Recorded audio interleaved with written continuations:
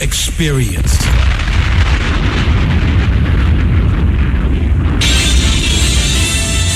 And now we're pleased to bring you our feature presentation.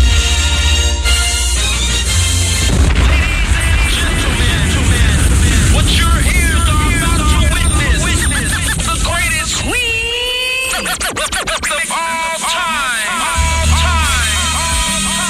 Okay, party people in the house. Turn it up, yo. Turn it up. This is it. Allow me to reintroduce this queen. Representing from west to east. Just better get it right. Y'all know the name. Wendy Williams. Been in this game for a while. I hate the flag. Ain't nobody. It is phenomenal. Like the queen. Right here. Who the world is this? So much drama. From yo block to yo block. Heard of the number one female. Been doing this for years. Every barbershop, beauty salon. Who the world is this? So much this. Again and again. Wendy Williams, bringing your name up. A lot of you haters scared to death. She at it again. Wendy Williams. She in it the win. Wendy Williams. She back and she staying. Wendy Williams. The ain't playing. I like to present you the winner of the Game Shoes of the Year award. Once again. Introducing the queen. Oh boy, do we have a great show for you today. Shamar Moore is coming in today for the Hour of Truth. He's always a lot of fun. I've interviewed with him before on the radio, but I believe that was like years ago. So much has changed, and I recall him being a lot of fun. So, ladies, Shamar Moore will be in the building for the Hour of Truth today.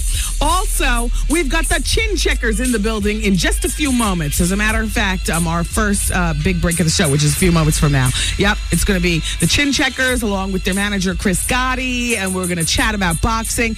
And then, of course, the celebrity's always up to something. You can't believe what I have to tell you about LL Cool J. We'll talk about Brad and Jen. We'll talk about 50 Cent and Pink, too. There's supposedly big news for Pink. We haven't talked about her in a month of Sundays, too. So, plus Advice Hour. Okay, great. All right, so it is what it is, everybody. Keep it where you got it. It's the Wendy Williams Experience. This is a Wendy Williams exclusive.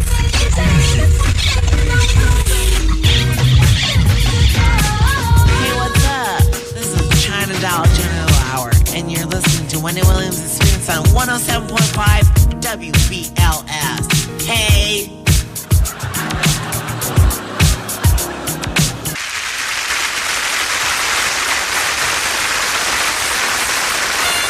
Ladies and gentlemen, it is with great honor and distinction that I introduce to you the queen of all media, Wendy Williams. Oh, boy, here we are. Welcome to the show, everybody, and we're good to go. Our guests are going to be coming in the studio momentarily. We got the Chin Checkers in the house. This boxing thing, just the sports thing in general, is like such a great branch off for people. I was telling you all yesterday about Usher getting a minority in the Cleveland Cavs, and I hear the Chin Checkers in here. All right. What up? All right. Yeah. Very nice to meet you. Hi. Nice to meet you also. Now, there's a third person, Gotti. I know you. Always good to see you. All right. Now, let me see. Let me look at the cover of my CD and recognize who's all good. All right. So we got Chris Showtime. That would be you. Excuse me, Curtis Showtime, Stevens, and then J. Don, the Don Cordington. Welcome to the studio, you all. Here's you all's microphones. Pick them up. Yeah, come on now. Act like you all are familiar with the mic. I know you're not. I know. Thank you. That's J. Don Codrington. How do I pronounce it? J. Don the Don. Well, it's very nice. It's Codrington. There's so much going on. You know what? It's really weird having guests the first break of the show because I'm just getting here myself. So now everything is settling and I seem a little bit manic. It's just the way it goes. J. Don and Curtis, it's very nice to meet both of you. How old are you all? I'm 20 years old. That's J. Don. Curtis, how old are you? 19. Wow. Yeah, we're young for this. What is boxing saved you all from? Because I know J. Don, you're from Brownsville. Nah, it's Is it- Show. I'm sorry. Don't get it Showtime. twisted. You're from Wendy? Riverdale. Yeah, Riverdale, Osborne, Bang Brownsville. Yeah, Don't get it that's twisted, my man. people grew up in Riverdale. So in Brownsville, what is boxing saved you from? Everything, the streets. Say know what I mean, hustling and all that. You know? Yeah. And big up to my Bang Brownsville gang people, because they support Vaughn, me so what up? much. Vaughn, what up? Don, what up? Dino, what up? They they support me in every way. They run with me, make sure I'm in the gym, make sure I'm in the house at a certain time. So Yeah. big up to them, because they make sure my head is on my shoulders. And all. plus, you're disciplined enough at this particular point, or aren't you? You need Discipline. that I've extra. been doing this since I was 5. Yeah. Wow. So, what was that? Oh yeah, big shout out to my Uncle Andre too. I was gonna say, who took you off the street and made it something that's gonna turn you into some money? My Uncle Andre, he Have did it. it like, he just took me in there, because I was like a little bad kid. I loved to fight. Yeah. So he took me in there, I learned the sport, and eventually it turned into a career right now. That's hot. That's hot.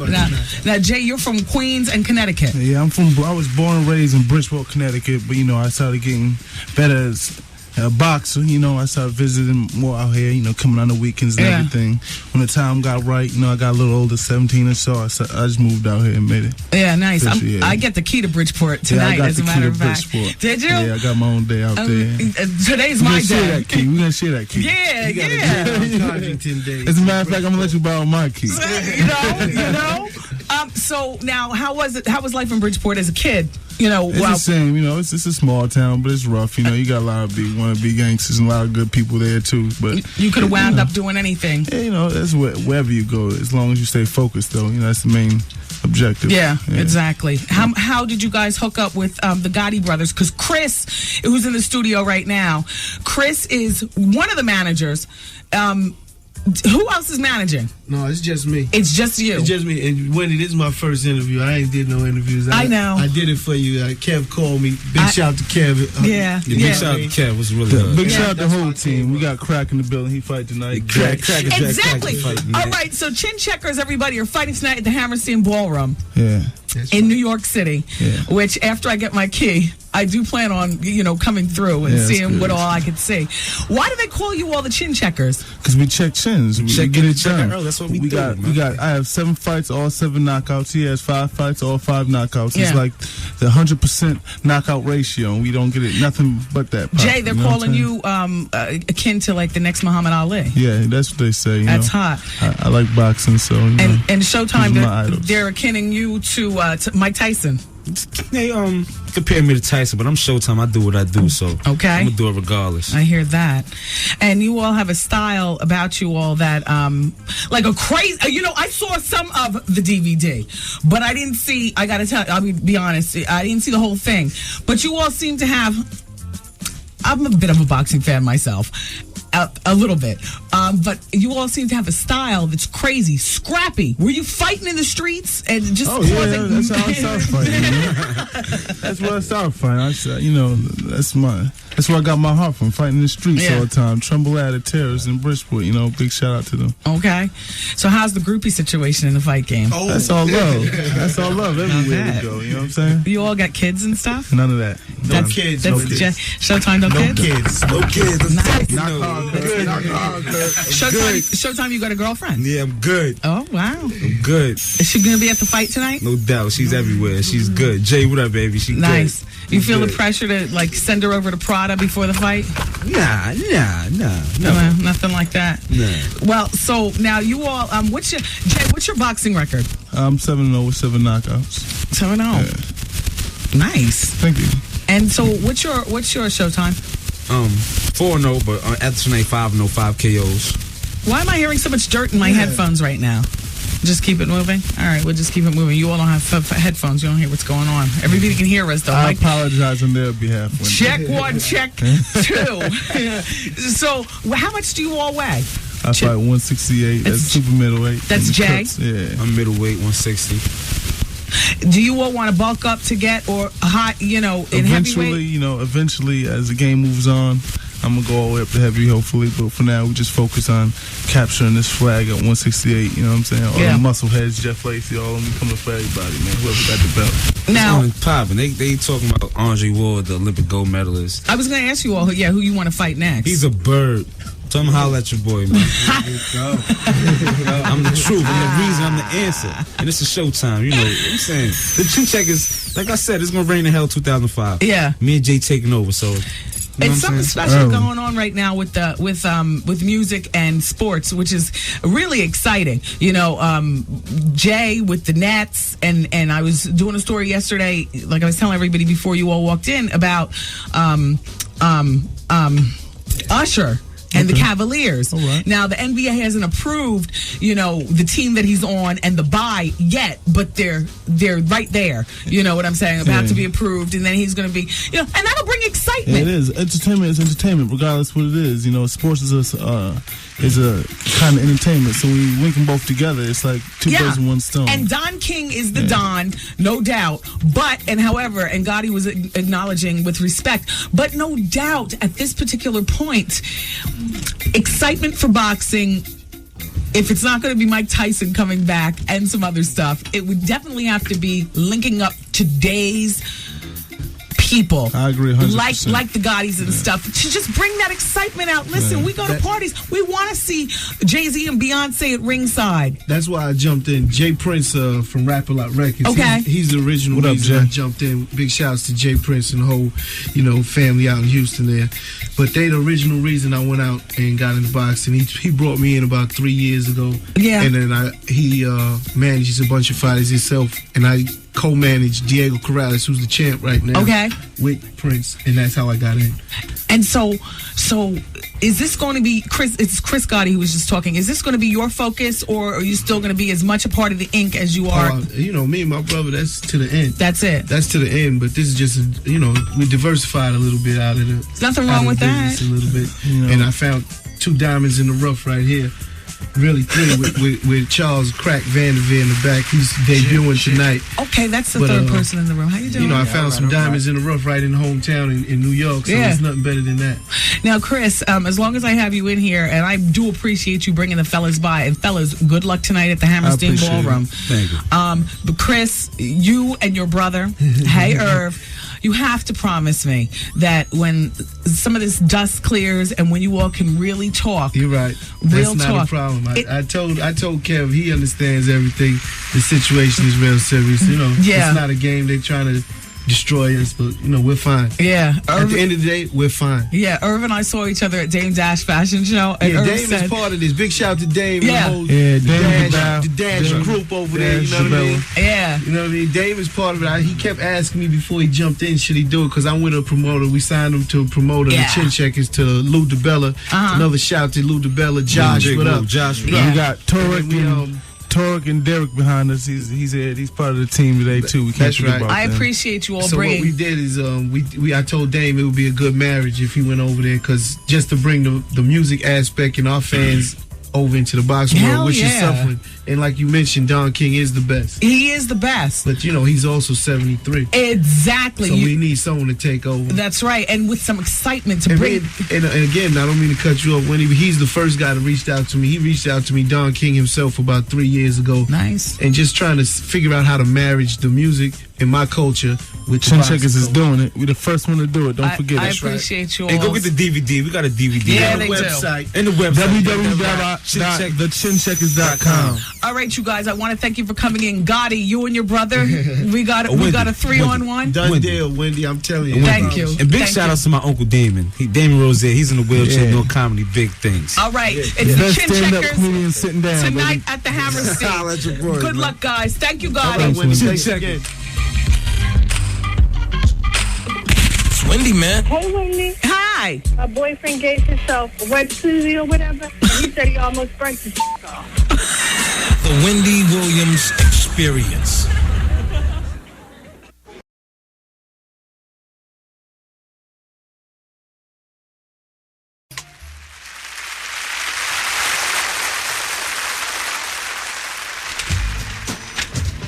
Oh, yes. It's the Wendy Williams Experience. Hello, friends. Thanks for being here. I was just paging through my Vixen magazine from the makers of Vibe. And I was looking, they have a couple interesting articles. I'll refer to them a little bit later on. It's actually not a monthly, as we discovered yesterday when I got it. And then Vibe's got another magazine out, too. This one's called the Hollywood Issue, Vibe. Now, is this the regular Vibe? They're just calling it the Hollywood Issue. 50's on the cover, and it looks kind of like Vanity Fair. A little bit more sophisticated than the usual Vibe cover. And it's for April. So I'm assuming that this is regular Vibe magazine. They're just calling this the Hollywood Issue. That's a Scarface cover. Yeah. Oh, yeah. That's what this is. Yes, the fixture in every black man's home. Even when they're sharing their home with their, lovely woman and, the children. Somewhere, the black man always has to have his ode to the Italian mafioso. The obsession with you all, with the mafia dream, is really it's sickening to me. I mean, you know what I'm saying? But whatever. I understand, I think. Last night I was sleeping, and what did I hear? One of those movies was on last night when I came in from the spot. And I was listening to it as I was going to sleep. I was like, here he is watching this. How many times have we seen this same movie? Goodfellas. Oh. Yeah. I got to admit, that's one of my favorites, too. I'm a little embarrassed by it, but, what can I say? Vibe, this is a real smart-looking cover. The Hollywood Issue. Why is it called that? I don't see anything Hollywood on the cover. Tweet. Oh. John Legend. Platinum. Okay, but that's not Hollywood. That's still music. All right, well, I'll check that out later on. Suede magazine is closed down. I could kind of see that coming. They spent a lot of money on color and the gloss. It was a very well put together magazine in terms of visually speaking, from a layman's point of view. I'm not a magazine expert. I'm simply a fan of the entire magazine trade. While, I have an interest in book writing. If I had a choice between reading a book or reading a magazine it does it for me every time. A variety of them. It could be, Business Weekly, Ad Age magazine.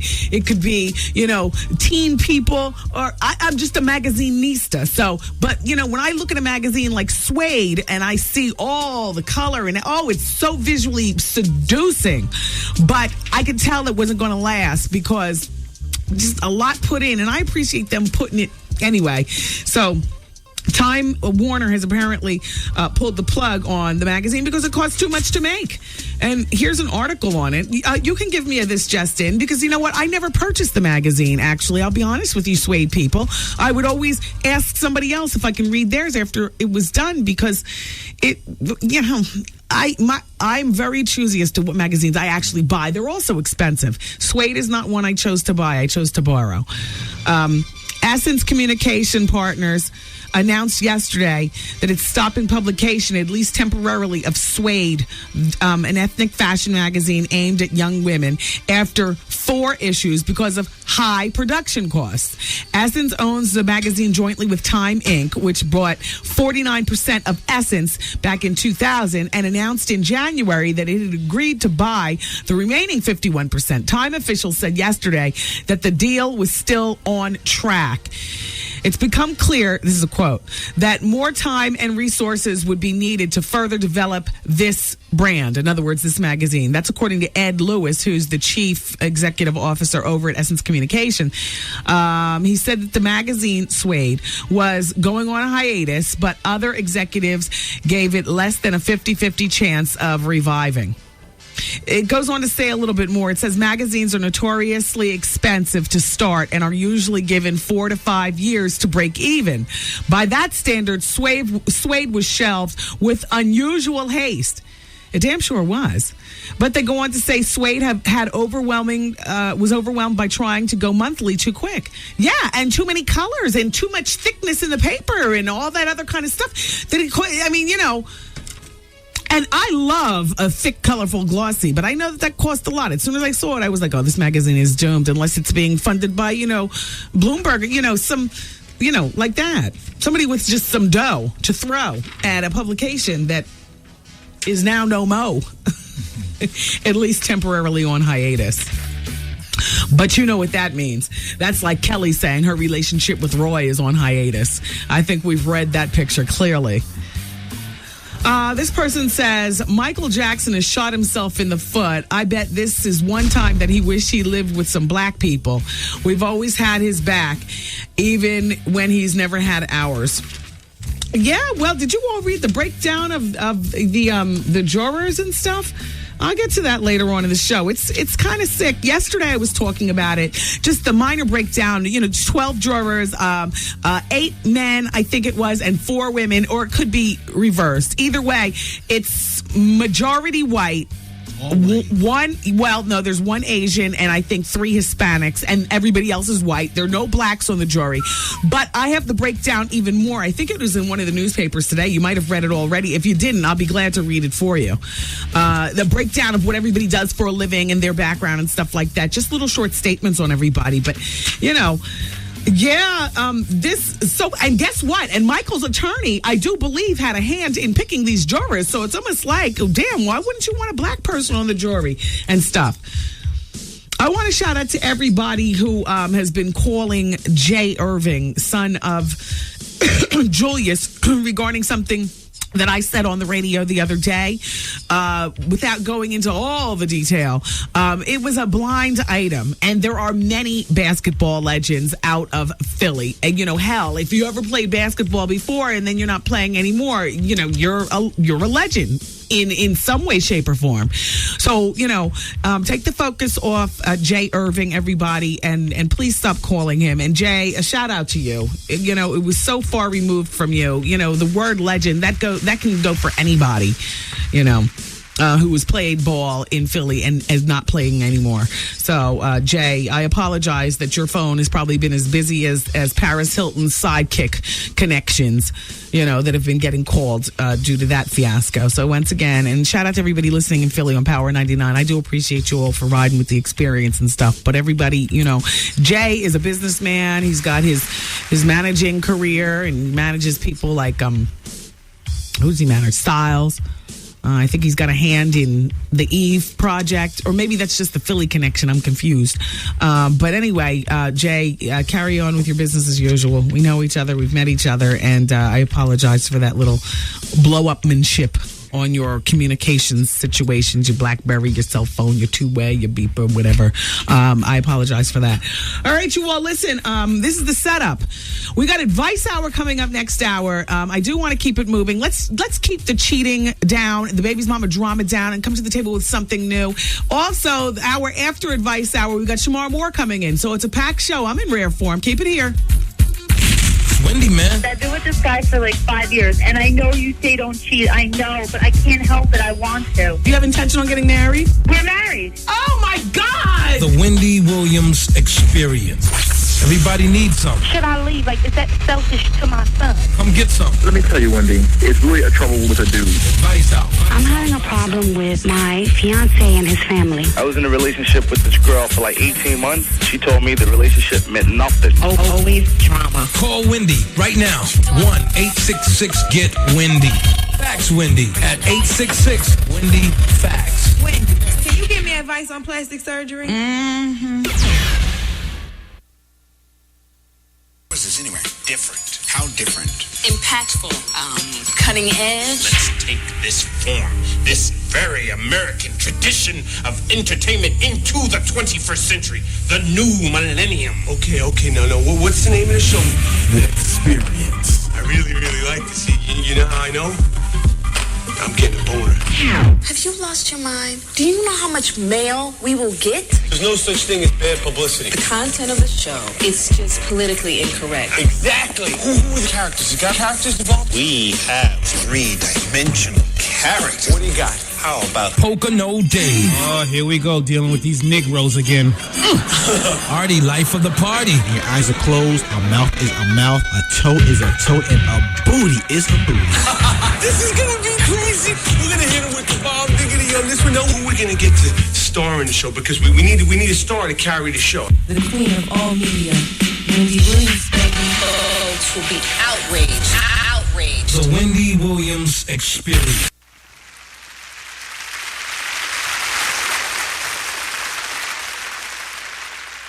Leave me alone. Hi, everybody. It's the Wendy Williams Experience. It's Advice Hour.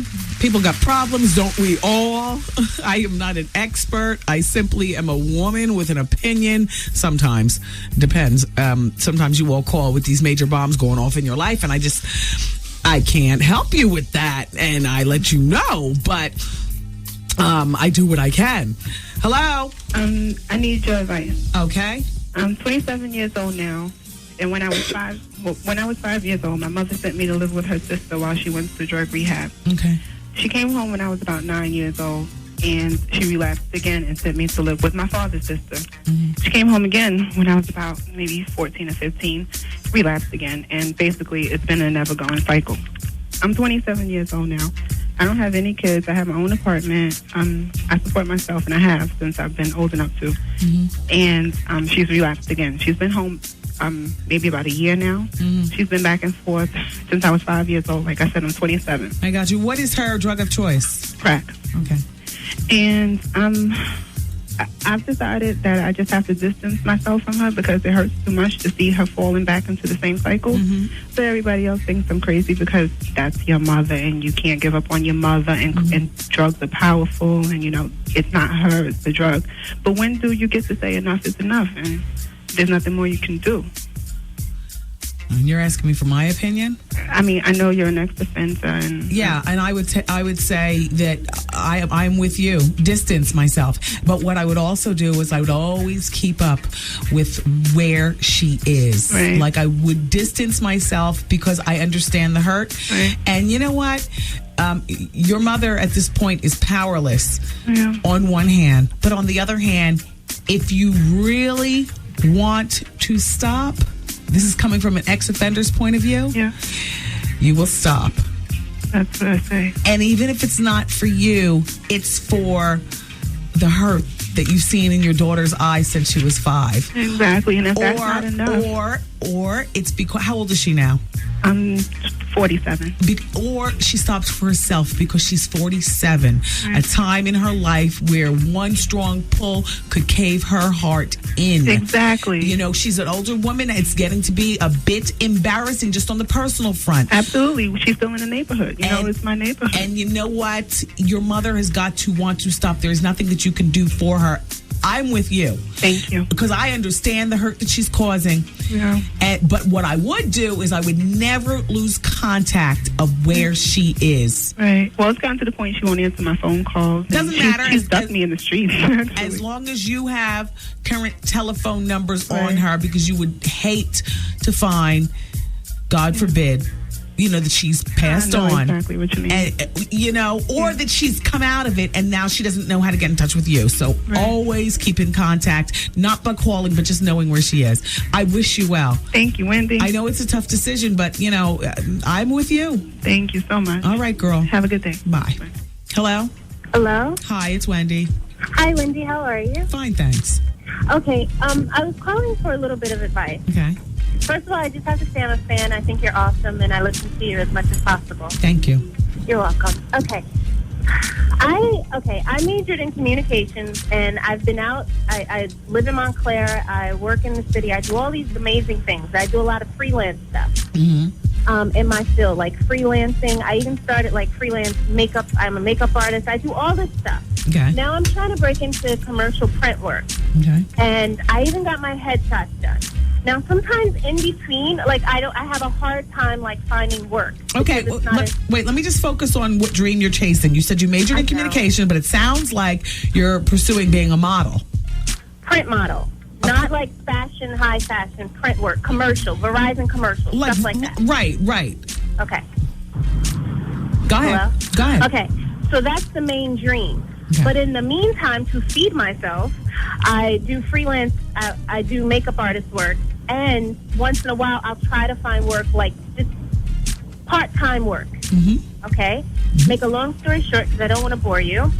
I'm in a relationship right now, and we kind of share the finances, and it gets really frustrating because I get a lot of support from that end, and the work on my end isn't as consistent, but I go through these, traumas inside and out because I want to support, I want to contribute just as much too. But you can't because you work and then you don't work. You work and you don't work. Right. Okay, get to the question. First of all, how long have you all been together? We've been together for 4 years. Okay, and do you have children together? No, we don't. And how old are you? My industry age is 25. My actual age is 31. And how old is your boyfriend? My girlfriend? Oh, girlfriend, okay. How you doing? She is 29. Okay. Right. And she's totally opposite. Very corporate, 9 to 5. That's Do you feel guilty because there's an age difference and the younger is doing more consistent and than you? I used to, but then I thought, you know what? You can't help who you love, and age really doesn't stress me out. Right, and you're pursuing your dream, and your dream it does not come with a 401k. So go ahead with your question. My question is, am I selling myself by trying to get into like a 9 to 5 administrative assistant position just so that I can feel like I'm contributing more often, like a lot, like more? I guess that's what I'm trying to say. Well, remove her from the picture. Okay. Would you be able to survive on this freelance stuff? Probably not. Okay. I would be eating oodles and noodles every night. So she's virtually helping you out.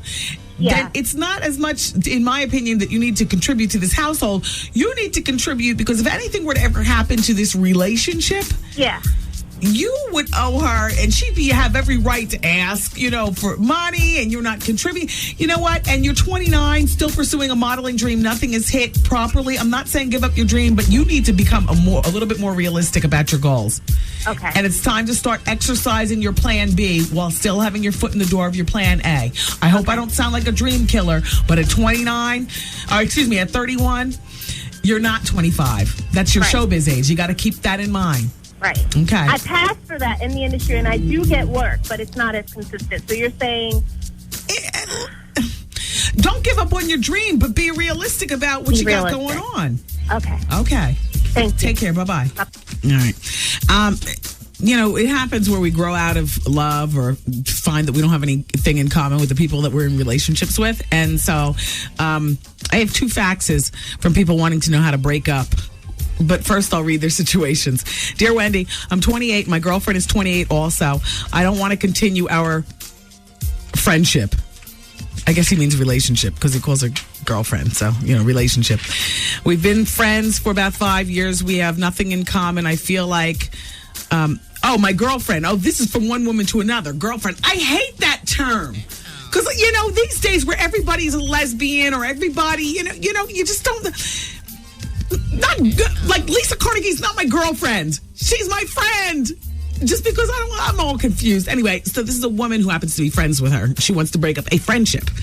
Dear Wendy, I'm 28 years old. My girlfriend's 28 years old. I don't want to continue our friendship anymore. We've been friends for about 5 years. We have nothing in common. I feel like she's moves like a 19-year-old. When we first met, we would go to the clubs and we had that in common. We were in the streets constantly, so we had that in common. Now that I don't hang out as much and she still thinks and acts like a little girl, I need to move on, Wendy. I want to get rid of this. I want to get rid of friends like this. For example, she's been with this dude for about 3 months and calls him her man. She's never been to his house, never called his house, and he tells her that he lives with his baby's mama for parole reasons. Whatever. Wendy. And to top it all off, she got his name tattooed on the back of her neck, yada, yada, yada. How do you end this relationship with her? You just end it.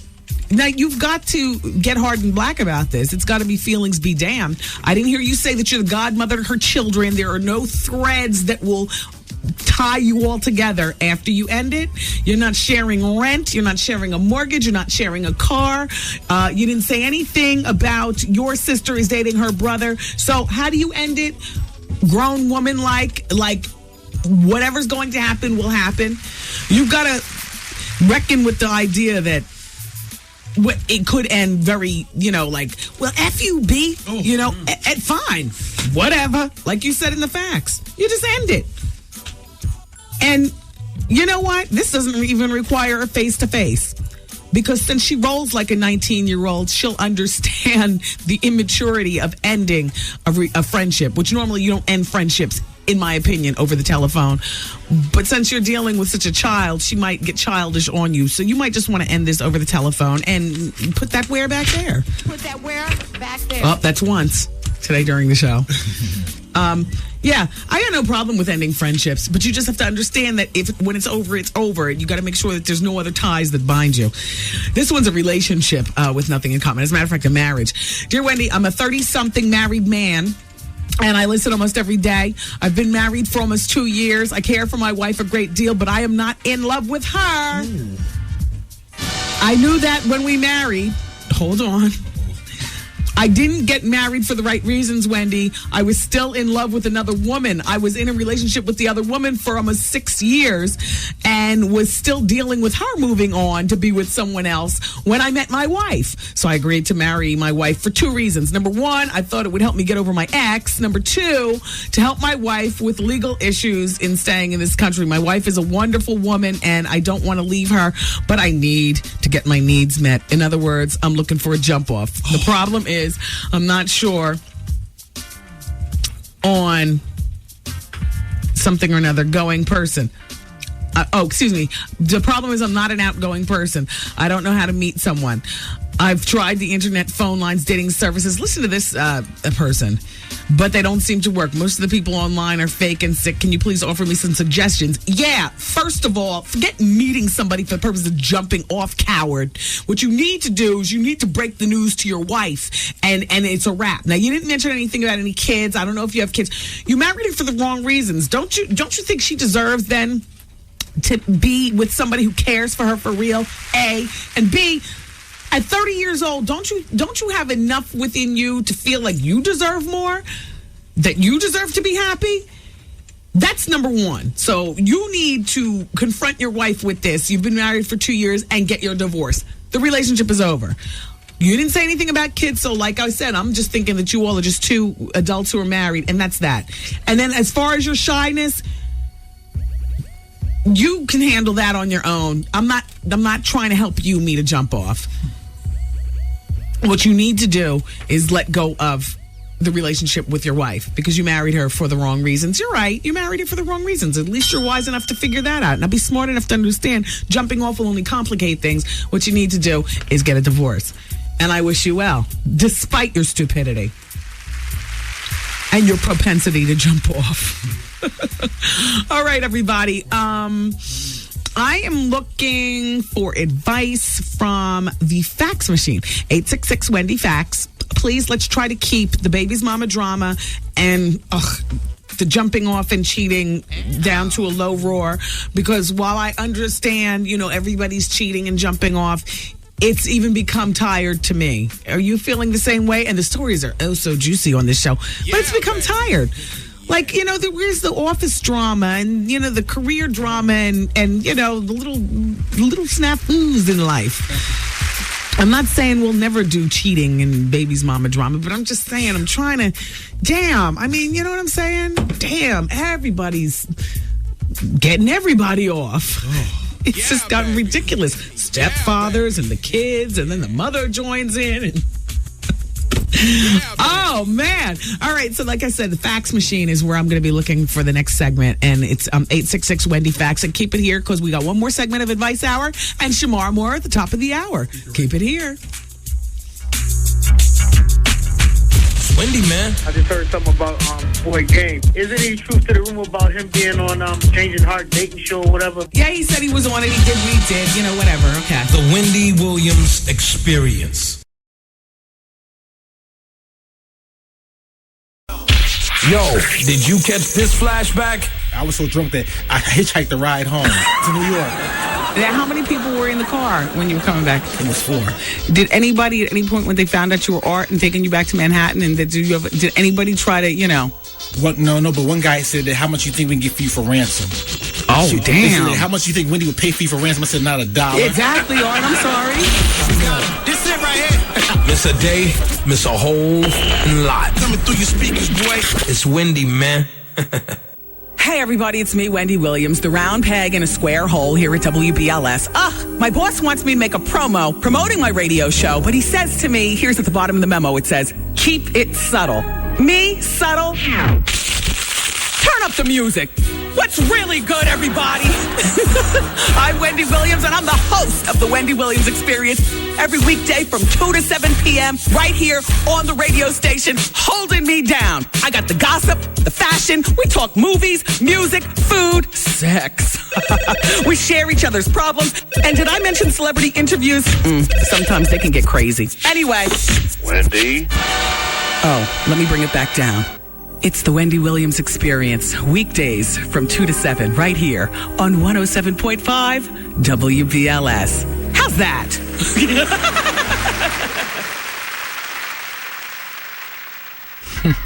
A mess.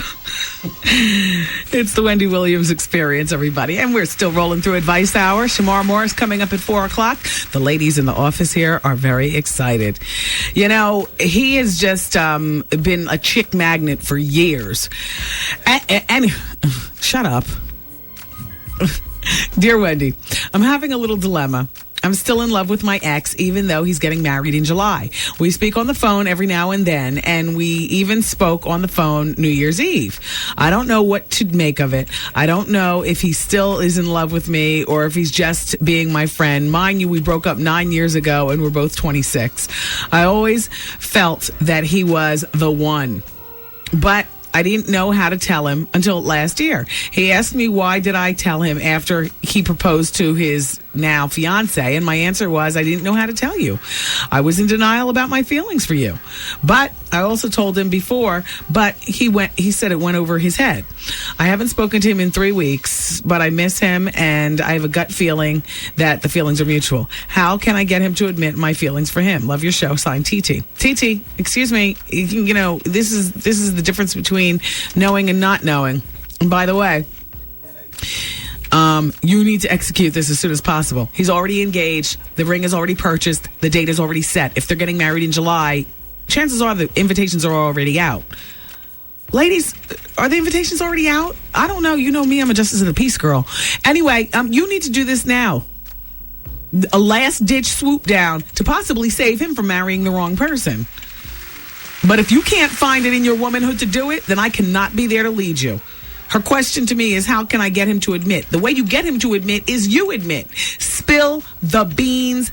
Pink, soft, tears in your eye. This is, and by the way, she's 26, a reminder, everybody.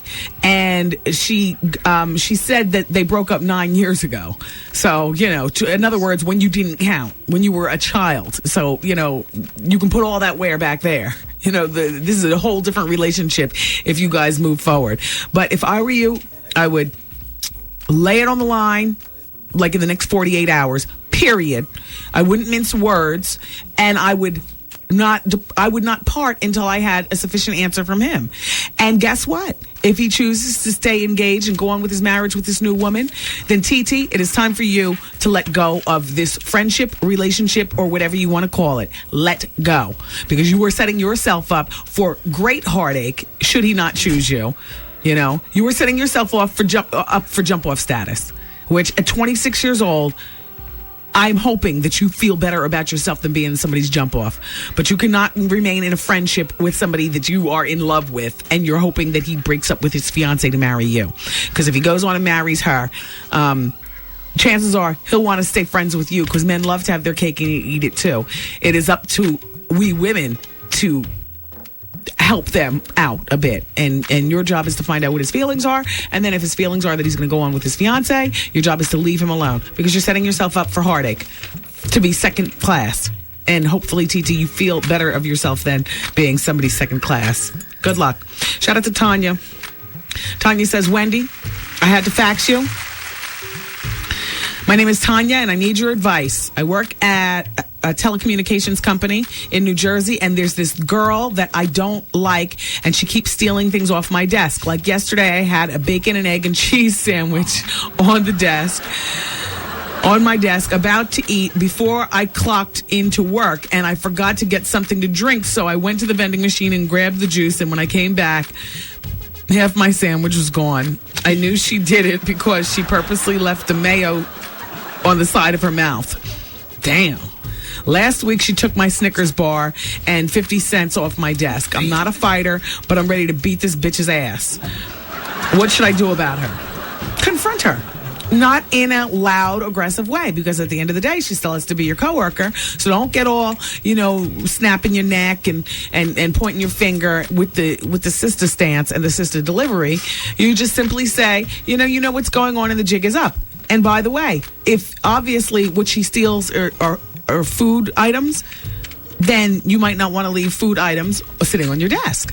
Because in conjunction with telling her, you'll also want to reinforce it by not leaving licorice, Snickers, cheese sandwiches on your desk.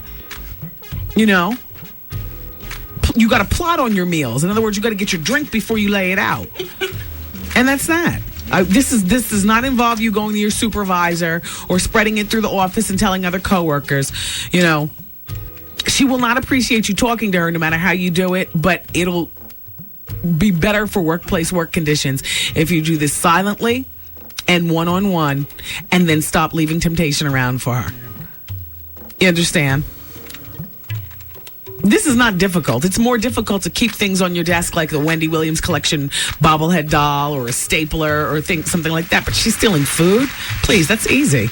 When it's mealtime, you put your meal in your mouth. You don't leave it around your desk. If you've got some extra candy, keep it in your coat pocket. Over there. I know what you're saying. Well, why can't I leave stuff around on my desk? Because she takes it. And because you don't want this to be a workplace issue. It'd be a shame to get fired, both of you all, over some damn food, and you're bringing this to your supervisor. I wish you well. Dear Wendy, I have a future in-law issue. My fiance's mother and I don't see eye to eye. Mind you, my fiance is the only boy in the family of 4 kids, and he and his mom are really close. No problem with me at all. I respect that. But Wendy, he's 33. How do I handle the tension that I feel when I'm on the phone with him and his mother is sitting right next to him? Number 1, we have no kids together, but I have 2 children already. Number 2, she doesn't like anybody he dates. And number 3, we've been together for 18 months. Right now, I just don't entertain her ignorance. She has an 8th grade education. Please reach out to me through the radio. Thanks. Well, you're not the girlfriend anymore. You said future in-law. You're calling your fiance, so you all are engaged. I think you're doing the right thing by ignoring her. If you're 33 and he doesn't have any children, that's her only baby boy. Here you are, this vixen coming into his life with 2 kids. You know what I'm saying? There's certain ways that she's probably judging you, marrying her only baby boy. And, he's already walking into the relationship with 2 kids. Also, a lot of times guys these days have a problem with separation from their mothers. The only thing that you can do is hold down your fiance and make it to the altar. And once you have children, biological children with him, you'll have to address the overbearing grandparent thing or whatever. What does he say about this? I mean, what is his input? Because he should be able to create some sort of understanding between your mother or his mother and you, just by virtue of how he addresses it. Is he laying back like, the good son and letting his mother steamroll over you? Well, you've been together for 18 months. You call him your fiance. I wish you well to move ahead. She is certainly no reason to end this relationship. Keep a cool head. Wendy, man. I have a boyfriend, and I've been with him for maybe a little over 3 years, and he's just now telling me that he has a child out there somewhere that may be like 5 or 6 years old. The Wendy Williams Experience.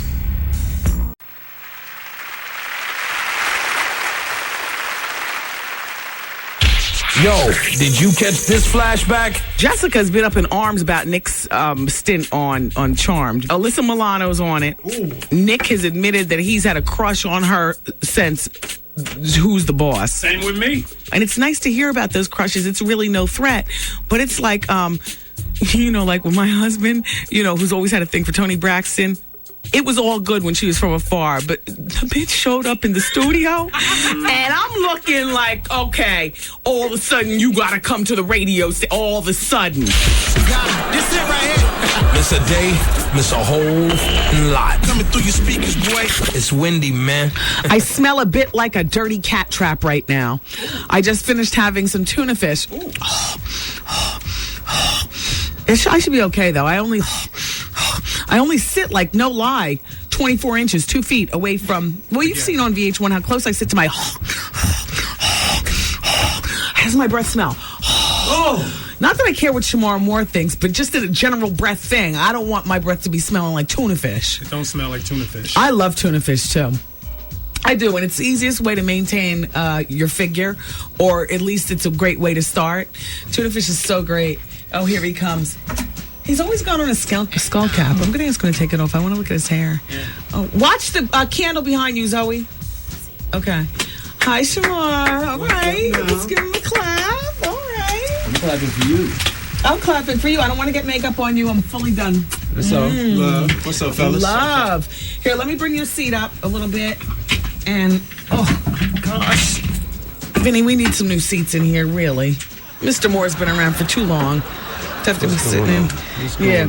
All right, so Shemar, everybody is wearing a white sports jacket, a pair of white jeans, and he's got on some Jordans. No, Michael Vicks, number 7, ATL. Hey, those aren't bad. Those are nice. Who puts those out? Is that Reebok? Oh, that's Nike. That's Nike. Did you get the new Jordans, the 28th anniversary edition? I saw a pair in the magazine that were hot to death, but I haven't seen them yet. There's a couple pair out, but the ones I'm waiting for. Down the street at Champs, I picked up some for my nephew the other day. Champs is in the next block. No, see, I wait. When I come to New York, I wait to get all my kicks. Yeah. Because you get everything like 6 months in advance. Yeah, you know another good spot though. There's this spot in Philly that they get a lot of stuff really quick. But the problem with collector sneakers is that they only get a few pairs in, and then once they're gone, they're really gone. Mm-hmm. So you look nice. Let me see. Give me a smile. I'm chilling. I was looking at your teeth on the cover of Jet magazine, and I couldn't decide whether you got a tooth job or not. Have you gotten your teeth reconfigured? My bottom teeth were crooked, so I had to take care of that. How long ago did you do that? Well, in Diary of a Mad Black Woman, I kept them crooked because I thought it would work for the character. So I waited and I did it right after the movie was over. So I'd say August. Wow, August, September. they're brand new. Do you have any sensitivity? They feel a little different down low, just because my tongue was used to sliding on them a certain way. So what did you get? I know where that went. Did you get? Did you get? I know where that went, but you know the show. Hey, that's all right. Stupid. Yeah. I've never gotten the gay memo on you, by the way. No, I've been accused of everything. Yeah.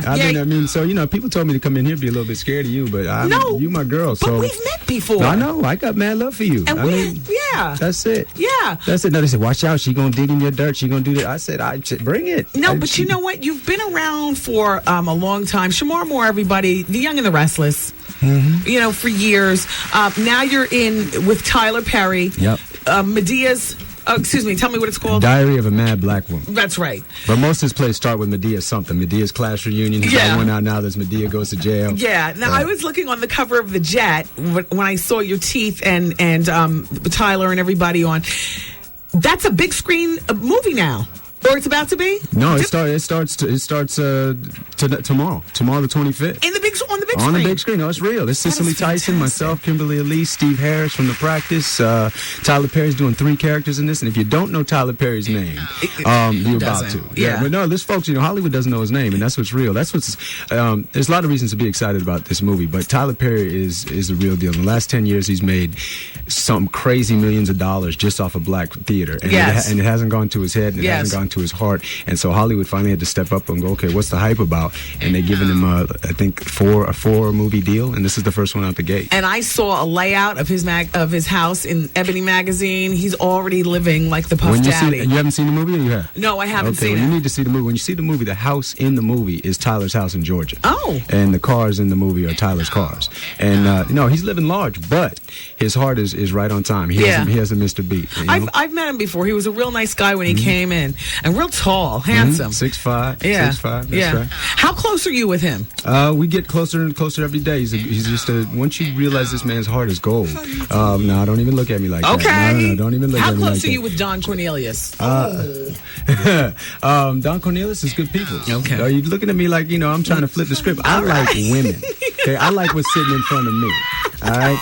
It's not you that I'm asking about. It's, everybody else. All right. Hey, I ain't know nothing about nothing. I ain't one to gossip, so. So you're not you're not hosting the Soul Train anymore? No, I'm done shaking my ass. How long were you doing that? I did that for 4.5 years. With your Ricky Martin shirts on? Oh, I did it all. And I'll admit it. Some of the stuff it was confused, but hey, I can do that. You know, I'm a little bit of everything. Yes. You know, and I was doing the wannabe thuggish thing, and I was doing the wannabe Lenny Kravitz thing. Yeah. And sometimes I was the choir boy. It didn't matter. I was just having fun. Because when you have your own show and you're on every week, you can go through so many different looks. Well, my thing is I'm an actor. Yeah. I'm an actor first and foremost, and then all of a sudden Don Cornelius steps up. I mean, who didn't grow up with Soul Train? Who didn't grow up doing the Soul Train line, wearing the platform shoes, the Afro puff with the pick in the hand, with the fist? Who didn't do that? And so, but like I said, I'm half black, half white. I grew up very white. I mean, as far as if there is such a thing as growing up black or growing up white. I understand. My mother's white. My father wasn't around. I went to private school. So me back in the day was, dude, it's cool, man. We're going to the hills, to the kegger, and call Allison. I mean, that was what I knew. And so for me to host Soul Train, the blackest thing on television. It's like, oh my gosh. Right. So I got me a stylist that did the whole thing. I said, help me out here. Yeah. I need to fit the mold. And I said, Don. You need to fit in with Black America. I'm saying, I mean, you know, because Don is the coolest thing on television. Got the voice, got the suits, and I'm like,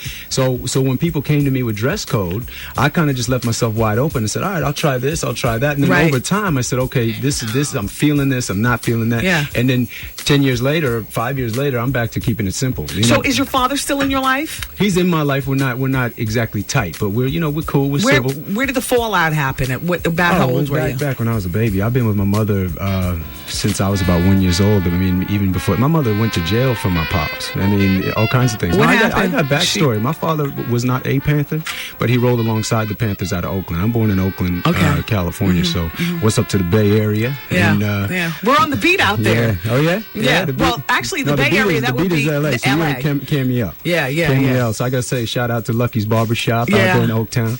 But I got backstory where I was born in Oakland. Tough time for interracial relations. What does your mother do, and how'd your parents meet? My mother was sitting at a bus stop. No, my father was sitting at a bus stop reading the paper looking for a job, and he heard slap, slap, slap, slap, and it was my mother's feet walking down the street with her shoes in her hand. And the way he tells it, he saw one of the sexiest pair of calves walking down the street he'd ever seen before. Now, why was she walking with her shoes in her hand? Because her feet hurt. Okay. Her feet hurt, and she was trying to catch either the bus or a cab or something, or her car broke down. She was trying to get to work, so she was going to catch a bus, something.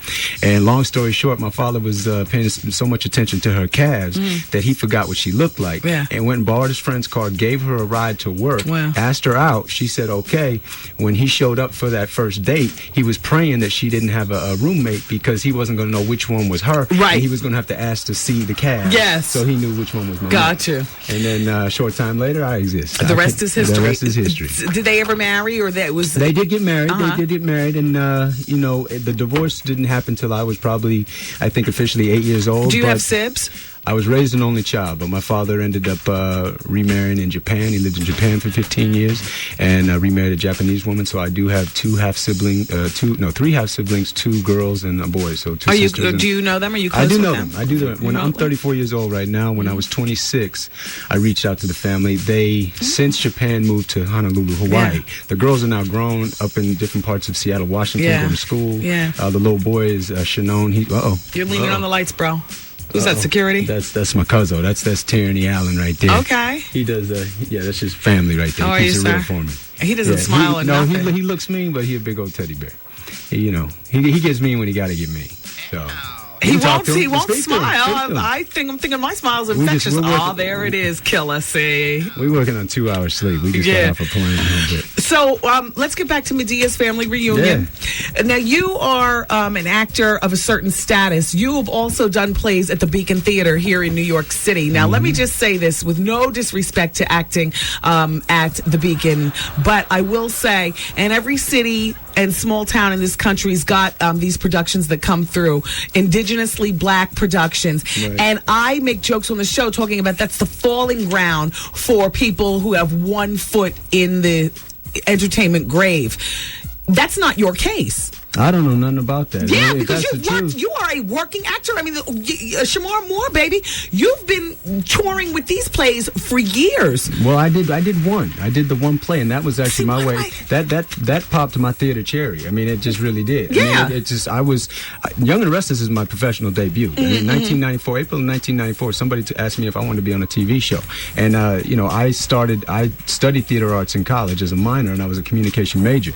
But long story short, came to Young and Restless, I said, all right, what do I got to lose? I was working at Coffee Shop 14th and Union Square prior to that. Wow. Yeah, right here in Lauryn New York. Hill, Malik Yoba, Maxwell, all of us worked there at one time, not together. But got on the soap and basically was a deer caught in headlights. But I said, you know what? I kind of dig this thing. Stuck my nose in it, learned it a little bit. And I knew the next step was get on a live stage. Gosh, the more I sit here and stare at Shamar Moore, the less black you look. Like all of a sudden it looks like I'm talking to a white boy. I told you I'm a lot of people. Yeah, you are. I got a little Negro in me. It's almost scary. Art. I'm seeing all of a sudden you're my white boy talking to me. Look, where do you live now? Where's your majority home? I'm in L.A. And do you live by yourself? I do. Do you have a housekeeper and whatnot? I got people to help me out, but I'm a pretty independent cat. So it's not, I don't have the entourage, and it's not people doing my laundry and cleaners. A detached house or a condo? No, I got a house up in Lake Hollywood where the Hollywood sign is. Who are some of your friends that are famous that we know, if you have any at all? Friends, I know just about everybody. Yeah. From Hallie to Tony now, to see, Tyler you mentioned Hallie because I wasn't going to, because I got a note from my office that says Shamar would like you not to mention the following: Halle Berry or dwell on the soaps. He wants to talk about the movie. All right, you and Hallie. How long did that last? About a year and a half. Yeah. Long time ago. Did you ever, who broke the relationship up? It was mutual. I got mad respect and love for her. I'll always love that girl. Did you ever cheat on her, nope, Shamar? Not even a little bit. Why? I'd be crazy.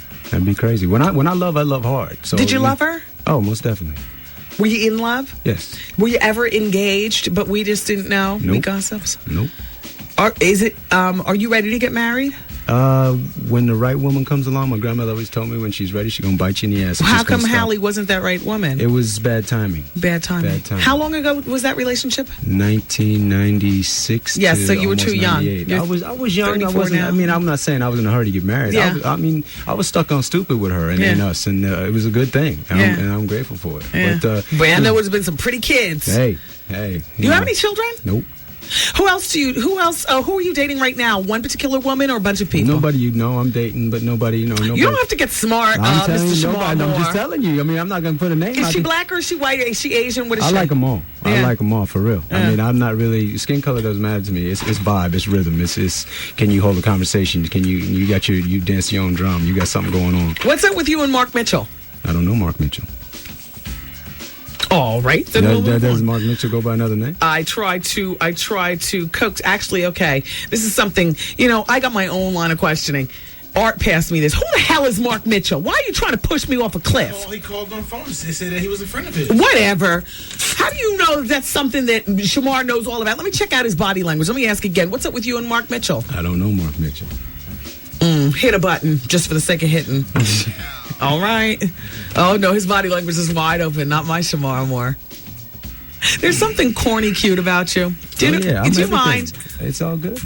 A lot of the black girls, I think, feel that about you. I never said I was cool. Yeah, you know what? And I never said I was cool. I understand. I like you just because you're you. I keep it simple, keep it real. The movie is called Diary of a Mad Black Woman. It's in theaters beginning tomorrow. Sir, friend of the show, this is your second visit. Make it a third at some point. Let me know. Holla at your boy. The surprise was that he turned himself into a woman. The Wendy Williams Experience.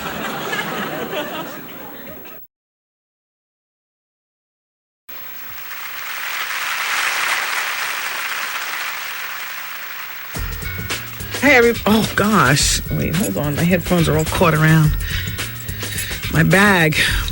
Shout out to everybody over at Marmy Shoes on Madison Avenue here in New York City. I just sent one of the interns over. Thank you, Star, for doing that too. I had placed an order for some shoes and they just came in. They're really nice. And, when you have big feet and you find things that, adequately hold your monstrosities, you've really got to snap them up even before, spring breaks. And it is snowing like cats and dogs here in New York City. I don't know how it is where you are. I understand the snow is falling fast and furious in Bridgeport. And a shout out to Alex and everybody in Bridgeport. The lovely city. This is supposed to be Wendy Williams Day. And I'm being honored tonight by the mayor and all the officials there and the people of Bridgeport, Connecticut. I'm getting the key to the city, only it's not going down tonight because Mother Nature apparently is on the rag and is giving us yet another snowstorm that is probably going going to be having schools canceled tomorrow and whatnot. Ugh, I am so ready for the only bright part of this. The only bright part of this entire situation is that spring is right around the corner. Homo Thug. What is that? Something that we have to watch. No, we don't watch anything together like that. I will watch that in the privacy of my house. You don't watch it in the office. No, I'm uncomfortable watching that with you. Well, I watch it, then you watch it on your own time. No, you watch it at your house. I don't want you watching that in the office either. Because you act inappropriate with most things having to deal with sex. So, therefore... Fine. Leave it with me. I'll watch it tonight. Well, that's that bull. And I'll file my report tomorrow, y'all. I just got a movie in my head. It's called Homo Thug. And you're going to bring it back, though, so we can watch it, though. Since when are you interested? I mean, it's part of it. A toe is a toe. As long as it gets you off, it really doesn't matter who the players are, right? Nope. Dog on dog, man on man, whatever. I see how it goes down. No, I just was thinking about show prep. Okay, well, I'll do all the prepping for this show. I'll watch Homo Thugs tonight. Okay. As a matter of fact, because it's snowing and I'm not going to the bridge, I know exactly what I'm going to do tonight. I'm rushing home because Naomi Campbell is on prime time with Diane Sawyer tonight. And so I think that's, what is that, a 10 o'clock showtime? I'll be in the house tonight, help the kid with the homework, get his lunch ready for tomorrow, wash my makeup off, which has become a whole process because, I'm collagen and anti-aging like a fiend now that I've been going to the dermatologist on a regular basis, and she tells me I have good skin, but this is how to keep it going, I'm a woman of a certain age, so, oatmeal scrub doesn't do it anymore. It's a whole process, the regimen. Only thing I won't do is I will not go to bed with a rag around my head or dots of cream. I don't really get that. No matter how long, even though he knows me in and out, and I'm a beautiful person regardless, I guess to him, I just can't put that sponge roller in my bangs. You know what I'm saying? And that final wrap to keep everything in place in the hair and the dot of cream. I can't do that. But there's layers and layers of collagen and anti-age. I'm fighting it tooth and nail. Damn it. So that process takes about 45 minutes behind closed doors, and then I'm watching Homo Thugs, and then I'll return it tomorrow. And then after you watch it, you make sure you give it back to me. So I keep it for my file. Okay. And don't watch it in here around the interns. Dear Wendy, stop kissing behind all that ish you say about Miss Honey. Hey, Shemar, I have a picture of you in bed with a man. How you doing? Who is kissing behind? I talked to him directly and he talked to us directly. What am I going to do? And by the way, there was a bit of flincheration going on when I mentioned that man's name, but what am I going to do? Put the screws to him? I mean, as guests go, he was pretty damn forthright. Hey, Shamar. Here's another one about Shamar Moore who just left. Wendy, I like Shamar Moore and everything. He is a very attractive man, but I've already thought he was gay. But not as bad as Sean Wayans, who I met at a LA club event, and he was swishing it up more than me in a ball gown. Well, it is what it is. Do you know what I'm saying, you all? Dear Wendy /Art, please help me. I'm trying to find a website for fetish shoes. I keep trying porn sites. I should be working, but I need some fetish boots. Please say the website over the radio. Signed, silent listener of Jersey City. Art, where do you go? I like my feet without shoes. Fetish shoes, 8th Street in Manhattan. There you go. I mean, because we non-drag queen Bigfoot women who don't want to come across that way, we are forever trying to dodge fetish shoes to try to get sensible shoes in a size 12. That's why I love Marmy shoes. Like, if you're a woman and a woman's woman, not a drag queen, you want shoes that you can wear if you have to go to court or the office or the drifter luncheon with your mother or to see your kids, at a school night or whatever. You need sensible shoes. You just happen to have a big foot.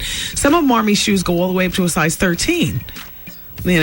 Early on in the game when I started, finding out, oh my gosh, there are shoes in my size. They all look like drag queen shoes. Everything looked like a drag queen shoe. Now, I try to run from that. Last night I was out. Shout out to Vivian Green. Do you know her? Emotional Roller Coaster. She's got a new CD out, and so I had the Laugh Factory last night. Shout out to everybody who was there. Wendy Williams Comedy Experience. So after I went on stage and introduced the host for the evening, I left out the back door to go to Vivian Green. I was there for about a half hour. Then I ran back to the Laugh Factory. So, I don't think anybody was the wiser that I left. When I get to Vivian Green, it wasn't even like she performed. But it wasn't even like we could just go and melt into the crowd. It was like this whole thing. Vivian had a table for two sitting right next to the stage, and it was already crowded. So it was like, excuse me, pardon me. But can I tell you something? Shout out to everybody I saw there last night. You all made me feel like all my favorites wrapped up in one.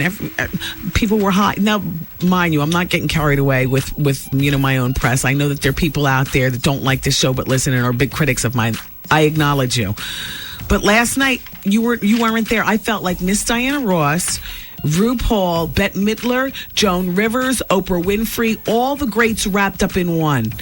Hi, Wendy. I love the show, Wendy. Hi, Wendy. And I'm like, excuse me, pardon me, trying to get, through the crowd and stuff like that. And it was like men, women, gay, straight, black, white, Asian, Puerto Rican. And I just felt you all made me feel really special last night at that Vivian Green show. Vivian, you made me feel special, too, because you acknowledged me on stage and stuff. But, I'm talking about the people, though. But I felt like Miss Diana Ross. I really did. Like we got something really special here with this radio show, and I'm going to do my best to do my duty to serve you all. And thank you for rejuvenating my thoughts. And as far as Vivian, I love the new look. She has done away with a large portion of the dirty backpack. And she has a weave that goes all down, glamour puss. She had on her low-rise jeans, and the belly was showing. And she said, I let go of my man, because, she had a boyfriend last time around, She had the drummer was her boyfriend, but they broke up, and she acknowledged it on stage. And why did I feel like she was talking right towards me? Like, Wendy, take this on the radio and let everybody know. So I got you telepathically, Vivian. So Vivian is single. She let go of her drummer.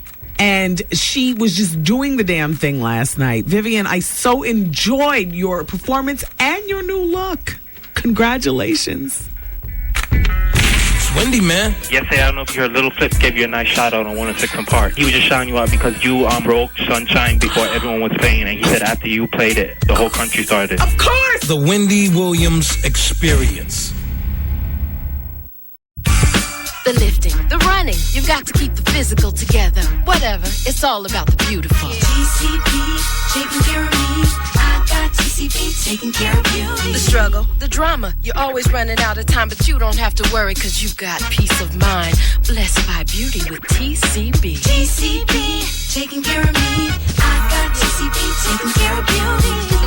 Okay, this is to all the women out there busy making it. While you're keeping life together, TCB's full line of products is helping take care of the hair. With formulas that protect, strengthen, and condition, from vitamins A and E to rosemary and chamomile. TCB, taking care of beauty.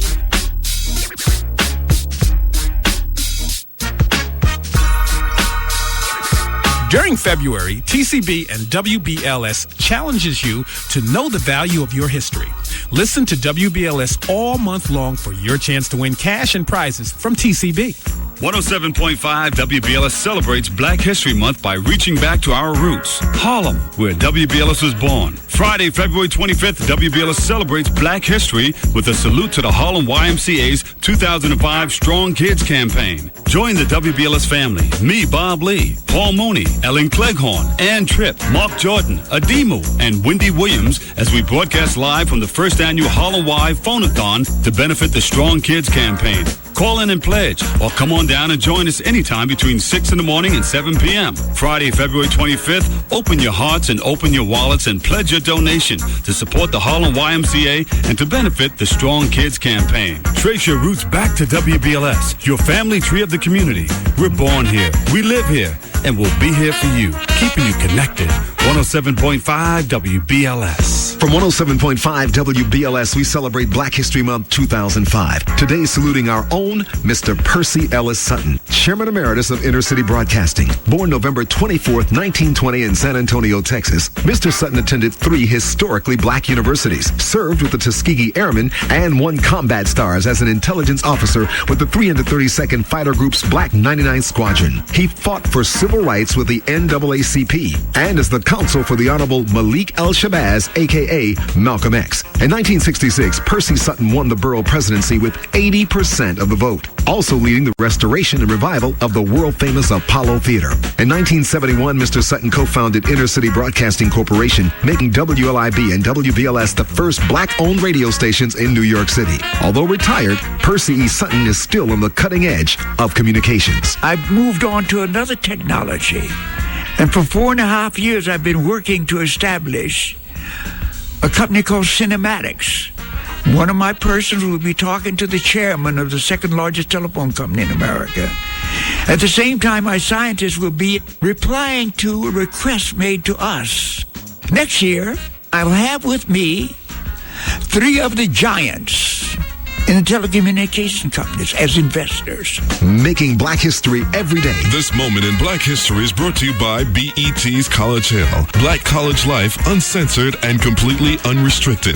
It's back on BET Thursdays at 9. And Verizon, celebrating Black history. Go to Verizon.com/Black History Month. And 107.5 WBLS. Today's R&B and classic soul. Everybody, man, well, I love having company on the show. I have to say, it really just takes all the information that I bring to the show, the gossip, okay, and puts it back there. And I hate it because now here we are in the last hour of the show, and I have got so much. Shout out to Aaliyah listening in Brooklyn. I want to thank you for your kind words. Truly thank you, Aaliyah. And shout out to all the good people of Brooklyn. Everybody, tonight, TV is chock full. I'm kind of glad it's snowing because then, it gives us all a reason to stay inside and pay attention. Jennifer Lopez, Beyond the Runway at 10 o'clock on MTV. We've got 9 o'clock on Fox, Stars Without Makeup. And somewhere in there, we have got to fit Naomi Campbell on primetime. It's all going down tonight on TV. Fan out. And we'll kvetch tomorrow about what all we saw and stuff like that. In the meantime, CeeLo Green's on the phone. Hey, CeeLo. Hey. It's CeeLo Green, everybody, on the telephone. The father to the Sweet 16er on MTV. I trust that's why you're calling, sir. That's why I'm calling you, you sexy thing. Thank you. What's up, girl? Well, nothing. You know what? I thought originally you were calling because somehow you might have gotten it twisted that I said something about your daughter, which I didn't see the show. No, it wasn't that. But I just heard that, that it was just spoken about just in general, and I just kind of wanted to just call in and chime in and see what was up with you. Okay, yeah, I can tell you what everybody was saying. There were some people that thought that your daughter was unattractive, but I've seen pictures of your daughter, and no, she's not. They're jealous. Second of all, your daughter is built like a brick house at 16. And you know what? They made an exception for her, man. MTV just fell in love with my daughter, man, and she actually was just turning 15. Whoa. Yeah, so she was, she was the only exception. We were the, of course, the black family, the ethnic, involvement. And, she was 15 years old instead of, 16. So, we just broke the tradition. Yeah. Well, that's a cute concept. I haven't seen the show. I didn't know anything about it, actually, until apparently lots of people saw it on MTV. I'm going to watch it over the weekend. I'm sure it'll be ran. Yeah, they're going to play it. And, there's a lot of mixed emotions about it, but that's cool. You know what I'm saying? It is truly supposed to be reality TV, man, so they catch you at your finest, man, Yeah. And it's cool. Well, I wish I saw it, because then I'd have more questions for you about it. Damn, but I'm so glad that you called. Well, I'm so glad that it's sparking such an interest in it's going around and giving me a reason to call. Yeah, now, do you guys regret doing it? No, not at all. Of course, maybe just preferably I would have edited a few more things, and they had to cut out a few things that I thought were going to be cool to see it for people to, to bear witness to, have fun and, see us having a good time and keeping it real. So they said there's going to be an extended version of the show on Saturday, though. So, so maybe with all the interest and the mixed emotions, it'll just cause more people to tune in and form their own opinion about it. Oh, good. Cool. Do you know what time? It usually comes on, yesterday's segment, it came on at 1 p.m. and 6 p.m. and at 12 midnight. So they may run the same cycle on Saturday. Okay, well, we could always check with our local listings or go to MTV.com. Oh, that's great. Thanks for calling, CeeLo. Without a doubt. All right. And I want to let you know, I got when next I'll be in New York in a couple of weeks. I want to come and see you. I have a new artist named Tori Alamaze. Like, she got a brand new single out called Don't Say It's Hot, burning up the West Coast. I want to come break it. It reminds me of you, actually. Like, I think you'll love this song. Sure. Well, we'll call once you get to New York. I sure will. Can I put this number in my phone? Yeah, this is the number. Everybody has it now. All right, Miss Wendy, we're cool. Thank you for your time, darling. How is everything? You cool? Everything is going real well. Hey, would you object to bringing your little bunchkin in?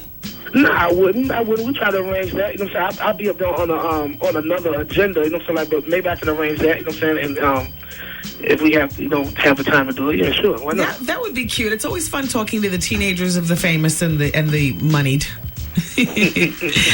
All right, sir. So we'll speak with you soon. Thank you, Mama. Take care. Bye-bye. All right. Mm-hmm. Whitney Houston, everybody, got sick on an airliner bound for France. And she was taken earlier today, actually, to a Paris hospital and treated for some kind of apparent food poisoning.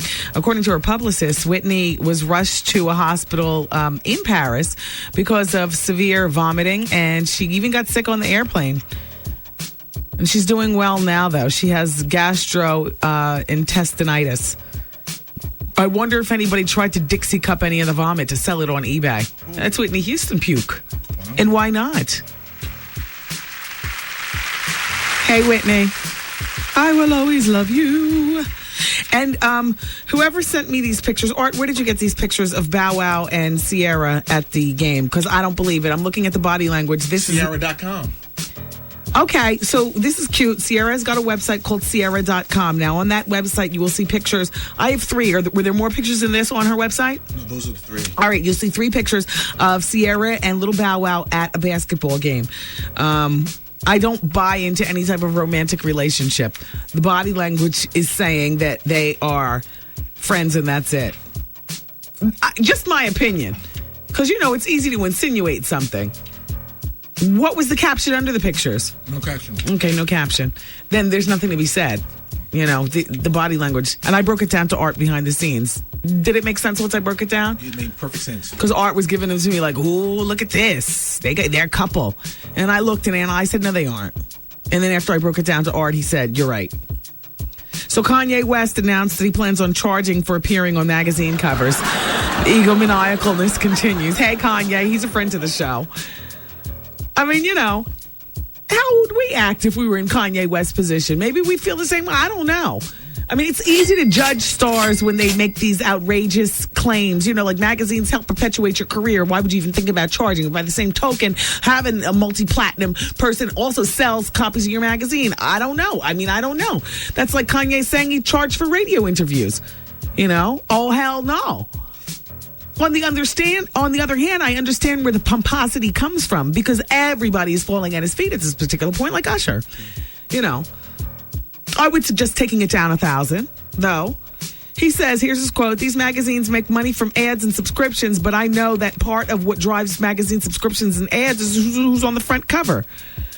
So if you're putting me on the cover and people are buying your magazine because of me, why shouldn't I get paid to at least be on the cover? You're going to have to pay me to do a magazine cover from now on." Yeah, but by the same token, Kanye, the people who are buying the magazines are your very fans who are paying to buy your CDs and pay for your concerts. So you have, at some point or another, you have to draw a line on what you would charge people for. And I don't, if by chance, and I'm not suggesting that you don't do this, but if you do it, please don't let it get out in the public that you're charging for magazine covers, because it's a very fickle fan base out here and nobody's sticking with anybody for more than this long. I mean, you know what I'm saying? And that's real. That's real. It's such a microwave age that we live in. Nobody feels, just don't do it. So what is this I see about the 76ers? Shout out to Power 99. What? The ski trip. What? I'll be there too. Saturday, March 5th. Because on the 4th, I'll be in South Carolina hosting the big party downtown, First Fridays. But in the meantime, so the 76ers scooped up Chris Webber. Ooh, Tyra Banks will be a little bit closer to home. All right. All my people in Philly, you be on the Tyra watch, okay? We expect good information, good grist for the mill for the show with Chris playing and as fine as he is. And you know how NBA players sometimes can can be when their women aren't around. I'll get lots of reports of all what Chris is doing. Oh, Chris, you in the hood now, baby. I don't know anybody over in Sacramento who's been filing reports, but you in the hood now, baby. Chris Webber is going to be a 76er. Do you know anything more about this, Arthur? No, I know we're getting Jamal Mashburn as well. At the 76ers? Yes. Now, is that good scandality, grist for the mill for the experience? It can be. Or is he like Jason Kidd? Because Jason Kidd, and Kenya Martin, they very low key. Good, but it's hard to be low key in Philly because such a small town. That's right. Everybody know each other. Lock jaw like a pit bull, Philly. Girls, you know what I'm talking about. You get in the clubs, drop it like it's hot, and then report back. Naomi Campbell is blaming her infamous violent outburst on cocaine use. She says you become short-tempered, That's one of the things she tells Diane Sawyer tonight on Prime Time. Your little charm goes away. The little glow in your face goes. It's a very nasty drug. I think what is very scary about cocaine is that you start to feel too confident and you start feeling indispensable. Although none of us are indispensable. That's right. It's the bravery drug. Although somehow it wasn't like that for me. It turned me into a shrinking violet, because I'd be like, I don't want to go out. I don't want to draw any attention to me because something might fall out of my nose or somebody might discover, I wanted to blend like the wallpaper. Like there's no drug or drink that ever brings me out into the world more than my natural personality. I'm at my best and my most social and my most chatty and my most daring. I'll come up to you, when I was a single woman. Hey, you single? I didn't need the truth serum or anything for that. As a matter of fact, those types of things would make me want to blend to the wallpaper. Some people, they need to get zhuzhed up before they can, Be confident, yeah. Those things, they melt me into the wall. I had a couple of drinks before I went into Vivian Green last night. I'll tell you what, I felt like I was like, damn, why did I have those drinks? People were saying like, hey, Wendy, we love the show. And I was like, hi, thank you. Hi. Do you really? Whereas, if I wasn't drinking, then perhaps I'd be like, oh, thank you, darling. Thank you so much. But instead I'm like, no, we like our stars shine. And I'm walking through the crowd and I'm, excuse me, which you're supposed to be mannerable like that anyway. But I'm just saying, even with one or two drinks, I can feel my personality go more into a shell than when I'm in my natural self. But you really are shy. I am. I am a very shy person. That was you anyway. And the more I drink, the more I become my natural self, as opposed to, if that makes any sense, with not a drop of anything in my body, I have more confidence than ever to go into a business meeting and fight, my radio chiefs or walk on stage at a big event and I throw my hands up like Diana Ross and say, I'm here. I do that kind of stuff in my right mind. In my wrong mind, I'm like, oh God. Oh, please don't push me out, there. I'm really not worth, okay, what do you want to pay me? Oh. That's me after a few drinks. You know what I'm saying? No, honey, I need to be in my right mind. It took years before I could finally figure out, What's all I doing? Yeah, what's all I doing? And that drugs really made me, I wasted like a decade being somebody who was totally, tragically, against me, not for me. I never did a bold thing in my life, I don't think, high. All the boldness comes in my right mind. It's weird, Anyway, Naomi tonight, I'm watching. You know what I'm saying? All right. So much to doing, everybody. So much is going on. Pink is pregnant, they say. Oh. Well, she's been having that on-again, off-again relationship with the guy that we saw her on Punked with, the motocross, Corey Hart, who's 29. And, they met back in 2001 in Pink's hometown, Philadelphia. And she's 25 now. She did have that brief fling since Corey with Tommy Lee, but now she's back with Corey. And they've been together since last January. And she recently broke some news. She says, hey, this baby thing, it could be good. So it's not that she's pregnant. I'm sorry. Did I deliver it the way she didn't want it to be? She says, or they're saying that she might be pregnant by him. She's been so far off the radar. Does anybody care? Yeah. Thank you. I was thinking I was the only one. All right, whatever. Been too long. Yeah, and nobody cares anymore. Okay. All right, keep it here, everybody. One more to go. Mm-hmm.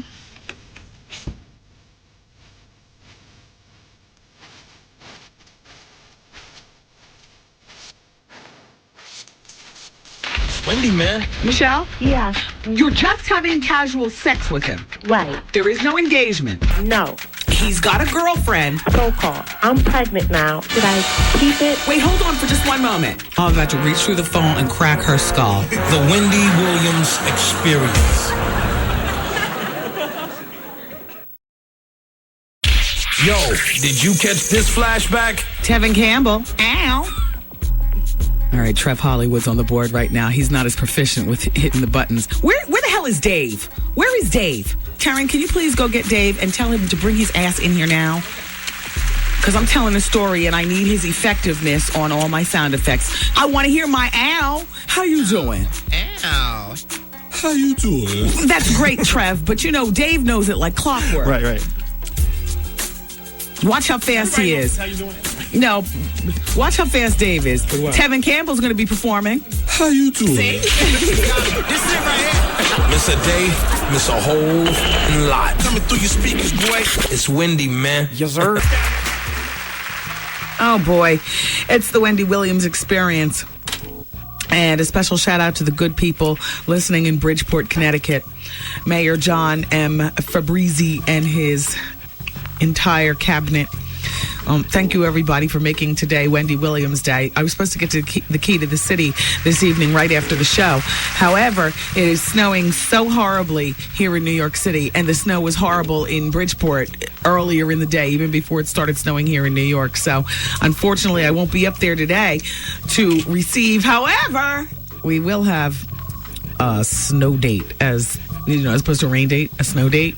Hopefully it'll be like next week or something, but I can't wait. And thank you once again, good people, good citizens of Bridgeport. I promise to do my duty. Also, shout out to the people listening in South Carolina at Hot 103.9. Don't forget, next Friday, March 4th, is First Fridays, and it's being brought to you by T-Rock and Ricky Belgrave Entertainment. I will be your hostess with the mostest. Special shout out to Venom, my girl who works hard for her money down there in South Carolina. One of her many jobs is that she's a jock at Hot 103.9, but she also has this cable show, and she was in New York yesterday, and she was over at my Laugh Factory, Wendy Williams Comedy Experience, and, filming for her cable show and stuff like that. Venom, that's good people. And she said that she's going to take me out for something to eat when I get down there next week. Thank you, Venom. But anyway, everybody, don't forget that's happening in South Carolina next Friday, March 4th, at the South Trust Building located at the corner of, let me get this right, Gervais and Assembly Street, right across from the State House in downtown Columbia. I'll see all you all there. Remember, it's Dress Grown and Sexy, so you know what to do. South Kakalaka. So LL Cool J and FUBU, I never thought I'd see the day, and I understand business is business, but I never thought that I would see the day where LL would be filing a lawsuit against FUBU, saying that he hasn't gotten his proper paper. Yeah, exactly. Well, let's turn down the music bed and give me this just in. I'll just tell it to you the way it is. I'm a little shocked at this myself. I don't want to get one word twisted, and hit it. This just in. Turn down the music. It's too loud. It's too loud. LL Cool J and FUBU are going to court. The lawsuit filed in New York City. LL-born James Todd Smith claims that the owners failed to adequately compensate him for endorsing the clothing line and helping sell hundreds of millions of dollars worth of clothes. FUBU was founded in 1992 by CEO Damon John in Hollis, Queens. John started selling the company's first tie-up hats. Then fashion trend became popular in hip-hop circles and quickly realized he was onto something. John took out a $100,000 loan against his house and started producing the clothing with his partner Carl Brown, Alexander Martin, and then Keith Perrin. In 1993, the owners convinced LL Cool J, who is also from Hollis, to start wearing the fledgling clothing line. By 1999, the company revenues had reached over $200 million per year, and the company grossed an estimated $380 million last year. The rapper was prominently featured in the clothing advertisement and frequently wore FUBU brand clothing. LL was featured in FUBU's entertainment, yada, yada, yada, yada, the fatty girl, and so on and so forth. I'm going to get to the gist. LL, all right, they don't say anything more about how much LL is suing for. But I dare say, wasn't part of that agreement a homeboy hookup, like you all are homeboys from Harlem, but also, of course, money. But at this point, can FUBU really afford to pay LL his worth? I mean, FUBU hasn't been the same, no disrespect, since that Fat Albert collection. Oh, my God. You know, I'm just saying, hey. But they did the damn thing as the damn thing goes, you know what I mean? But don't we just call it a day at this point? They still have money, though. I know, I understand. Oh, I guess. Okay, all right. Well, the lawsuit continues then. All right. Well, good luck, FUBU fellas. 50 Cent's about to become one of my peers. Yes, honey. He was given his own radio show on satellite radio. It's, the G-Unit radio. Mm-hmm. Whatever. As long as he keeps it over there on satellite radio, doesn't try to get a slot. And, and go toe-to-toe here on public radio. Ow. In the meantime, here's the breakdown of Michael Jackson's 12 sworn-in jurors, in case you didn't get this memo. Because yesterday I was talking about it. I said 4 of the jurors, I think, are men, and 8 are women. And then I broke down that none of them are black. There's 1 Asian, like 3 Latino. The rest are white. Juror number 1 said he avoids Geraldo Rivera when watching the news. He said that he tries to overlook differences in people's lifestyles. He's a retired painter who owns a home in Santa Maria. And said you have to look at each individual case and make a judgment. You can't generalize. So that's juror number 1. They didn't say whether he was black, white, or Hispanic or what.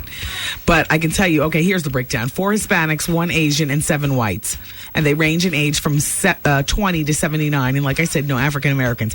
Juror number 2 does bronze casting for a living, along with clay molding, and interested in Western art. He watches sports and coverage of the Iraq War. And he reads the local newspaper. He loves the classified section. And he looks there for garage sales. He says, I don't put celebrities on a pedestal. I would look at Mr. Jackson as just another person who needs a fair trial. Juror number 3 has been training horses and teaching riders for 31 years. Her first impression of Mr. Jackson in the courtroom was, here's her quote, "He's a very small man with big energy." Juror number 4 is a teacher in high school of mathematics and loves art galleries. Although there's not too many in Lompoc, I guess that's where he's from, or she's from. And they say, like most jurors, she has a critical eye of the media. She says high-profile cases are covered too much. Everyone's an expert. In order to get a fair trial, opinions shouldn't be put out there like that. Okay.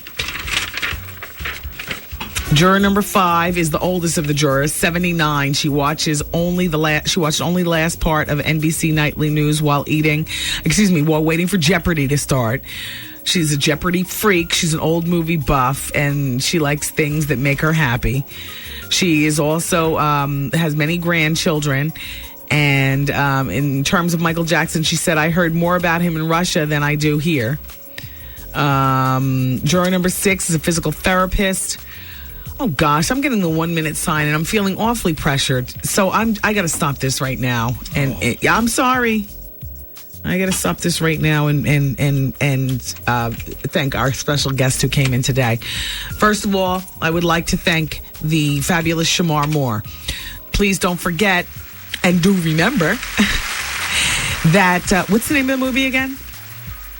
Medea. No, it's not. Damn, does anybody listen? Thank you, Trevor.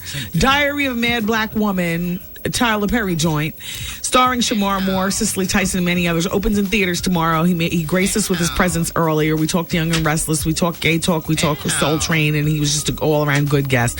Also, thank you very much, Chin Checkers, for coming in. That would be J. Don, the Don, and let me pronounce his correct name, Cotterington, as well as Curtis Showtime Stevens, the Chin Checkers, because they hit hard. That's why they call them the Chin Checkers. They're fighting tonight in New York City. And, I look for good things from them. Of course, they're managed by Chris Gotti of the famous Gotti brothers. Gotti came in the studio today. I focus mostly on boxing, but at the end, I had to say, look, when you and your brother can talk about your case, I really do need that exclusive interview. And Chris gave me a promise. He's a man of his word. So I'm going to take it for that. And we're going to move on. I'm not going to, press them until they can actually talk, because I don't want a half interview. I don't want an interview where they come in and then they say, oh, our lawyer said can't talk about this, can't talk about that. So when the coast is clear and they can talk, they're going to talk. So thank you very much, Chris, and thank you, Chin Checkers, and thank you, Shamar Moore. You all, I love you for listening today. Thank you so much for being here. Please tell a friend about the fastest growing syndicated radio show in the country. It's a little show hosted by me. It's the Wendy Williams Experience. Have a nice remainder of whatever. We'll talk tomorrow. Bye. See you later. Good night. Program complete.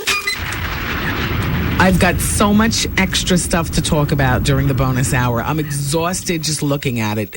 Just everybody fan out, get something to drink, and be back here in 8 minutes because the bonus hour will be coming up next on the radio station with today's R&B and classic soul and the Wendy Williams Experience. It's 107.5 WBLS New York.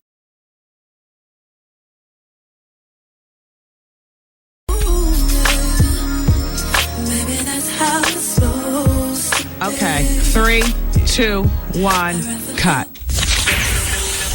Since you've been listening this far, we're going to throw in a little bonus hour. You ready? How long is this bonus hour going to last? I'm getting addicted. No, let me tell you, I love this extra hour. Everything is organic here on the bonus hour. Yeah, baby. Hey, yo, check this out. It's Wendy, man. Here it is. It's the bonus hour on the Wendy Williams Experience. 107.5 WBLS, New York. New York. Sound good, right? Oh, it does sound good. It's good to be home. It's good to be home. Hey, everybody. And welcome to the bonus hour. So where did we leave off? We were talking about Michael's drawers. Do we really have to drone on? Okay, you get the gist. We're going to be at the Harlem Y tomorrow. It's going to be a very exciting day here for the WBLS family. You know what I'm saying? We are doing a fundraising phone-a-thon. We're going to have a telephone number. You phone in and make your pledges. Or you can actually come by the Harlem Y. We're there from sun up to sundown. And you can either stop by, like I said, or phone in and make your pledges. And, of course, the money goes to the Harlem Y. They are having need for some extra funds. And this is Black History Month still. And the Harlem Y is a staple in the community.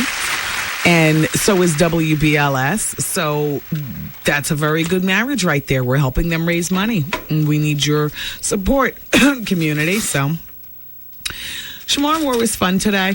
He's going to be he's one of the stars in the movie, like I was telling you guys tomorrow, Diary of a Mad Black Woman, in theaters beginning tomorrow. Also, don't forget that Tanya Pinkins, who was on the show yesterday, the Tony Award-winning actress, she won the Tony for Jelly's Last Jam, and she plays Livia on All My Children, blah, blah, blah, so on and so forth. Saturday, February 26th, there's a show at 7:30 and at 9:30 p.m. of Tanya celebrating Harold Arlen's 100th birthday. The concert is taking place at the Allen Room, which features a 90-foot glass wall overlooking Central Park. It's a fabulous room. Fabulous. It would be a great date. There are 2 shows, like I said. So I'm going to give you the telephone number, by the way. So get a pen and paper. This is Saturday night. Romance, Columbus Circle, the Time Warner Center, Lincoln Center. Just find out more information for tickets. 212-721-6500. From what I understand, the tickets are virtually sold out. This is going to be a great evening. 212-721-6500. 221-6500. Tanya sings. She carries on, and she's going to be entertaining you there. So go and support. Have fun. Darling. Stars Without Makeup tonight at 9 on Fox. I thought I'd be missing it because I thought I'd be in Bridgeport, but since that's been canceled, I'm going right home after the show. I can't wait to watch that. What else am I watching? Naomi Campbell on Primetime is must-see TV for me. And one other thing. What did I say? What is the third thing? Shaylin, do you remember that I said I was going to be watching on TV? The intern girls have been working very hard today, as they do. Art, you picked a good crop. They're good. The girls are really good. Shaylin and Zoe and Star, yep, running around like crazy today, making things happen.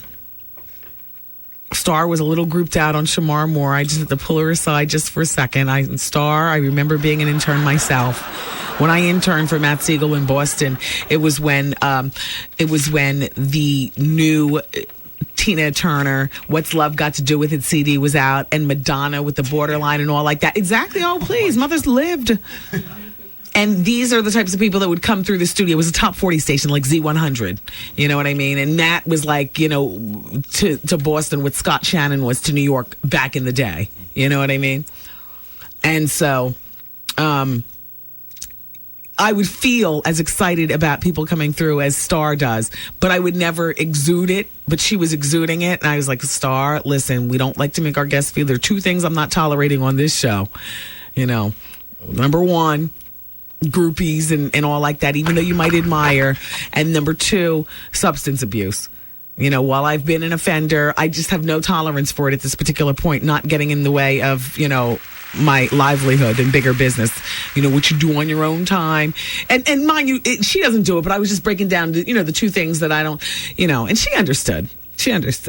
I said, every time I mention Shamar's name, I see your eyes get all wide and everything. Please don't hit him with the picture phone and, autographs and all like that. We don't do that here on the show. I know you might love him, but you're going to have to figure out another way to do all that. Because, it's enough that people have to sit for my line of questioning.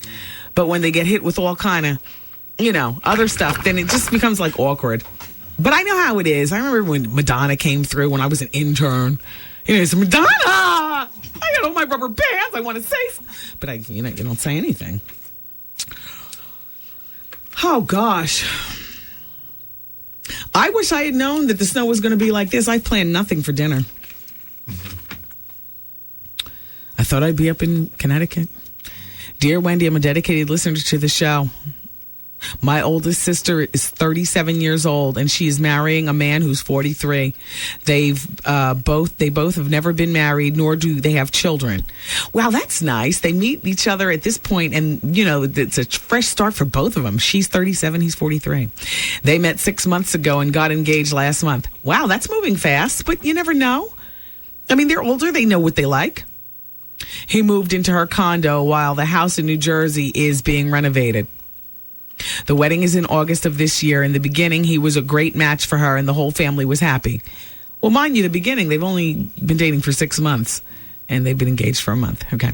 My sister Sandra and her fiance, that's the 37-year-old woman. I didn't mention her by name before, but my sister Sandra and her fiance were having dinner with my other sister Teresa when the fiance kept getting up and going to the bathroom. During one of his bathroom trips, get ready for the day. During one of the bathroom trips, he dropped 2 bags of Coke on the floor near my other sister Teresa's foot. She picked it up to investigate. When she realized what they were, she grabbed Sandra, the one who's engaged, and pulled her into the bathroom and showed her the reason why her fiance kept getting up and going to the bathroom. And they both agreed to flush the Coke down the toilet in front of him at home, not in the restaurant. Damn. Yeah, baby. Yeah. They confronted him. He was surprised that he will... and he said he'd get help and begged Teresa to keep the secret. Teresa is the sister. Sandra was not part of the confrontation. Sandra's the one who's engaged to him. Begged Teresa to keep the secret. Because she loves my sister, she agreed only if he immediately sought help. The only reason why I know is because Teresa felt it was better that another family member should know what is going on so she can have someone to talk to about it. Plus, her husband, a man, and my man are big guys that won't mind giving someone manners if they cross the line. Now, mind you, everybody knows at this point, but the actual Sandra, the 37-year-old fiance. Why are they treating this man like they've known him forever? It's only 6 months. That's one of the drawbacks to knowing somebody and then they got engaged. They've been engaged. All right, let me finish. Ever since Teresa, the big mouth sister, I don't want to call her a big mouth sister, but I'm trying to differentiate so that you all follow the story. Okay, shh. Ever since Teresa found out about him, he isolates Sandra from the family. He does not know that I know, so I'm around them as a spy with both eyes open for any clues of battering going on. My parents and my other sister have no clue what's going on, but they suspect something. Sandra's fiance has turned into a very insecure, possessive person that blames his last relationship on him having trust issues. He is so possessive that Sandra can't hang out with her sisters without him sitting outside in the car, whatever, waiting for us to come out. Mind you, this is our girls' night out. All right, let me get to the point. As you can see, I got a new telephone. It's finally ringing out loud. Remember I told you it wasn't ringing? Or I told you at one point all it does is vibrate. And it's being held together by a scrunchie. All right. Hello? Yes, Michael, Steven, I'm on the radio. I get off at 7 now. Ow. It's okay. I'll call you when I get off, okay? How you doing? Is this pertaining to my hair? Ow. All right, I'll call you later. Bye. I'm gay. That's, Steven gets me together for the VH1 cameras. That is my buddy. He does everything. He made my gown for Dons and Divas. He's like a one-trick pony, and I love it. Well, not one trick. One trick meaning glamour. You know what I mean? He made my gown for Dons and Divas. He did my hair. He did the makeup, the whole bit. Man of many talents. He is, and I'm glad he's on my team. He works out of Salon Santa Cruz on Madison Avenue. Girls, if you ever are looking for a well-appointed salon to do your weave, shout out to all the salons, but there's just, there's a certain segment of the female population that doesn't want to gossip when they're getting their hair done. And they don't want a bunch of loudmouth baby mamas smacking gum and talking about, what all this and that's all about. Go where I go. I go to Salon Santa Cruz. And Steven's over there. And, he's one of the stylists there. And I use him in my personal life, too, and, for TV and stuff. But Santa does a beautiful job. She colors my hair and stuff to match my pieces. Anyway, here's her question to me. My question is, should I respect my sister's decision to run to the altar, or should I tell my family and possibly ruin an important day? No, you need to intervene now. She's known him for 6 months. He's got a cocaine situation going on. And you need to let your sister know. Not your parents. Let your sister do with the information what she wants. But you need to let your sister know now. Yeah. Uh-huh.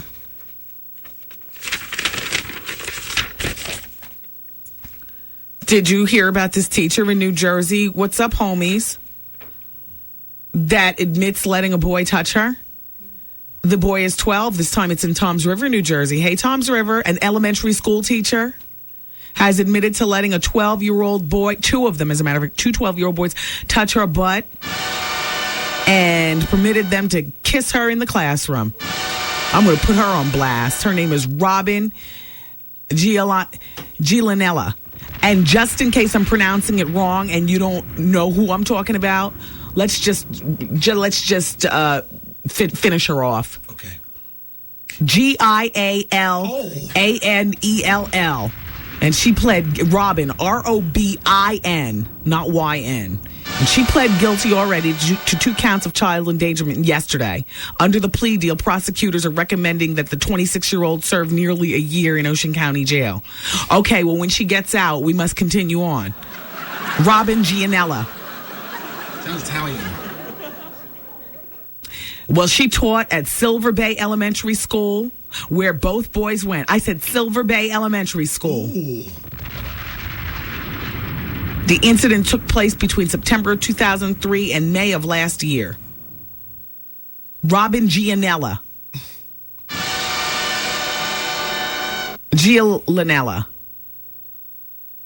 The Silver Bay Elementary School, Toms River, New Jersey. Get her. They're trying to lure us to subscribing to Showtime. For those of you who don't have it, I have it already. Most people do. But they're with the new subscribers, what they're doing is they're teasing with the big fat free preview of Kirstie Alley's show, Fat Actress, and Usher Live. That Usher Live show is going to be good. Because if you don't have Showtime, they're trying to hook you with 4 days of free previewing from March 4th to March 7th. They're offering you just a taste. They're going to try to string you out like crack. And then once you're fully strung out, they're going to send you a bill. They're going to cut it off, and then you're going to be like, no, I need another pull. And then you're going to call your cable subscriber and get it. I got to tell you, this is a good way of doing it. The highly anticipated Fat Actress show with Kirstie Alley, that actually premieres on TV on Showtime on March 7th at 10 p.m. But you're going to be able to see part of the string out. And then Usher, for one night only, one big star, one live show. It's going to be dynamic. March 5th at 9 p.m. Then after you sufficiently luxuriated in those two little morsels, they're going to pull the plug and turn your Showtime off. But you'll be strung out. You'll want to keep it. Yeah. Dear Wendy, I will definitely stop by the Harlem Y tomorrow on my way home and give support and make a pledge during your time slot. I hope to meet you in person since I live only a few blocks away from the YMCA. That's from Shay in Harlem. Good, Shay. I'll see you there. Look, the premiere issue of this Vibe Vixen magazine is out, and I've already, judged through it and stuff. Sierra's on the cover. But I ripped out this. This is interesting. So there's these two porn queens. One's name is Kelani Lee, and she looks like Hawaiian-y, Asian-y, very exotic, pretty. And the other one's name is Mercedes, with a Z on the end. And she looks like from the same tribe as like Vanity 6 or Mario Lopez, fiance, ex, from the Eve show. Allie Landry, exactly.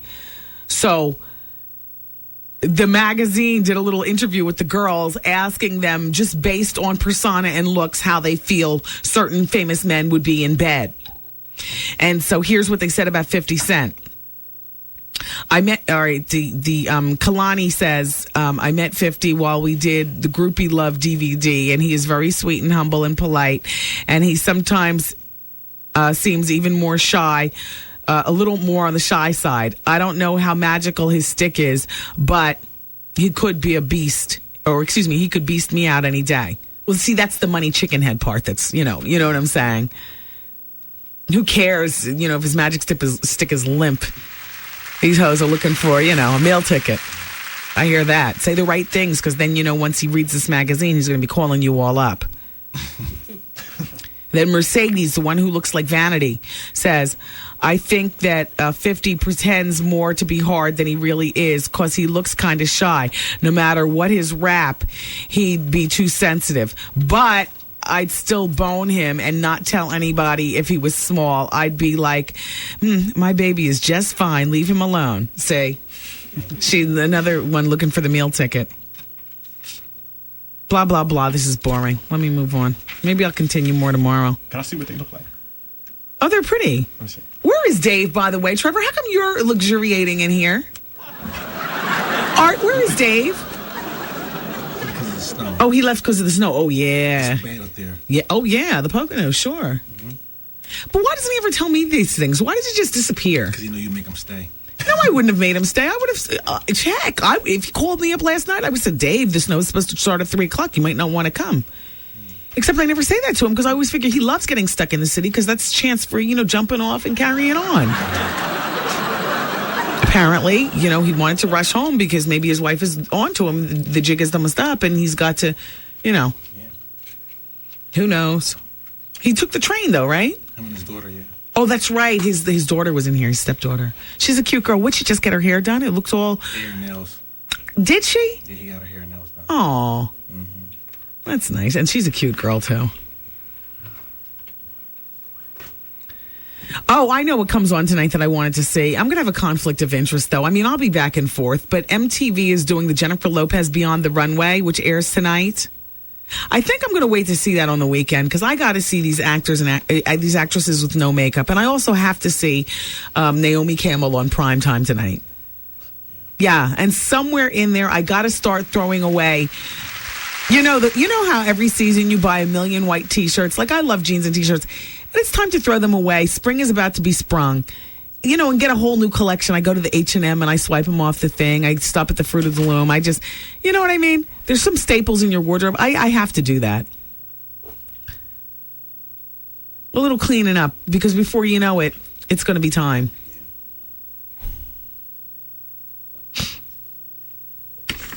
So busy.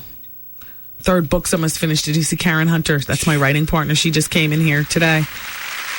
Yeah, we're working hard. Third book is going to be really good. I think. I mean, I think that you'll think. Only you can be the judge. I don't mean to be presumptuous. I'm just saying I'm weaving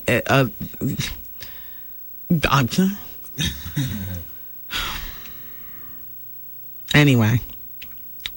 Ray Charles is number 1 on the Billboard Top 200. Again, the Genius Loves Company. 2.4 million copies sold. Last week, it was number 15. This week, it's number 1. Game is number 3 this week. Last week, he was number 2. He sold 1.3 million copies. Usher's Confession still at the top of the charts. Number 5. 8.4 million copies. Eminem's Encore is number 8. It was number 11 last week. 4.1 million copies. Who else do you want to know? Fantasia Barrino. Number 14. She was number 16 last week. 1 million copies. Good for you. Sierra, Our Girl. The Goody CD was number 21 last week. It's number 26 this week. 1.3 million copies. Brian McKnight with the Gemini was number 4 last week. Dropped fast to number 31 this week. 149,000 copies. Kanye West, The College Dropout. It was number 99 last week, but it's number 33 this week. Must have been the intricate hairdo on the Grammys. They brought it back up the chart. 2.5 million copies. Hey, Snoop was the 35 last week. He's number 38 this week. 1.3 million copies. Joss Stone, I like her. Did you see me on the red carpet with her? She's tall. Her CD, Mind, Body, and Soul, 475,000 copies. She was number 85 last week, but she's 42 this week. The Queen Latifah CD, I have to tell you something. I haven't listened to it, but my whole family down there in Miami, my mother, my father, my sister, my niece, nephew, and brother-in-law, they love that CD. My father celebrated a birthday February 16th. My sister gave my father the Dana Owens CD for his birthday, and he loves it.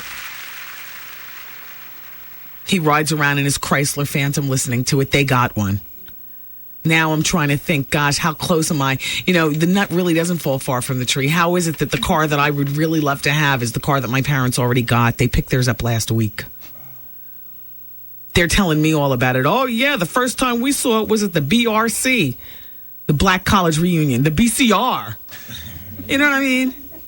My mother and father, right, they ride around with the camcorder during the BCR. This is when at the time that they lived at Daytona Beach, only they could visit Daytona every year, you know, forward still, and they do the same thing, like 2 teenagers or something. It's not just my father, like, you know, being a dirty old man. You can hear my mother on the tape. Oh, Tom, look at her behind. Take that over there. You know, they're just seniors. They want to stay plugged in the loop. Do you understand what I'm saying? And I appreciate them because they're also doing show prep for the show. They send me a copy of the tape, or that's something that we'll watch, you know, when the whole family's together. We'll have this, you know, act of perversion on. And it's kind of creepy because it's my parents' footage. And my father's working the zoom lens. And on the boobs and the booties and whatnot. And seeing young people smoking the Chief. And he's working the Zoom. And then there's my mother all in the background with her big mouth. Oh, my goodness. You know, all old and judgmental. These kids are something else. You know? Look at his pants. What? You know. Anyway, so now he's riding around in his Chrysler Phantom. Boy, Chrysler really hit with this new line of cars.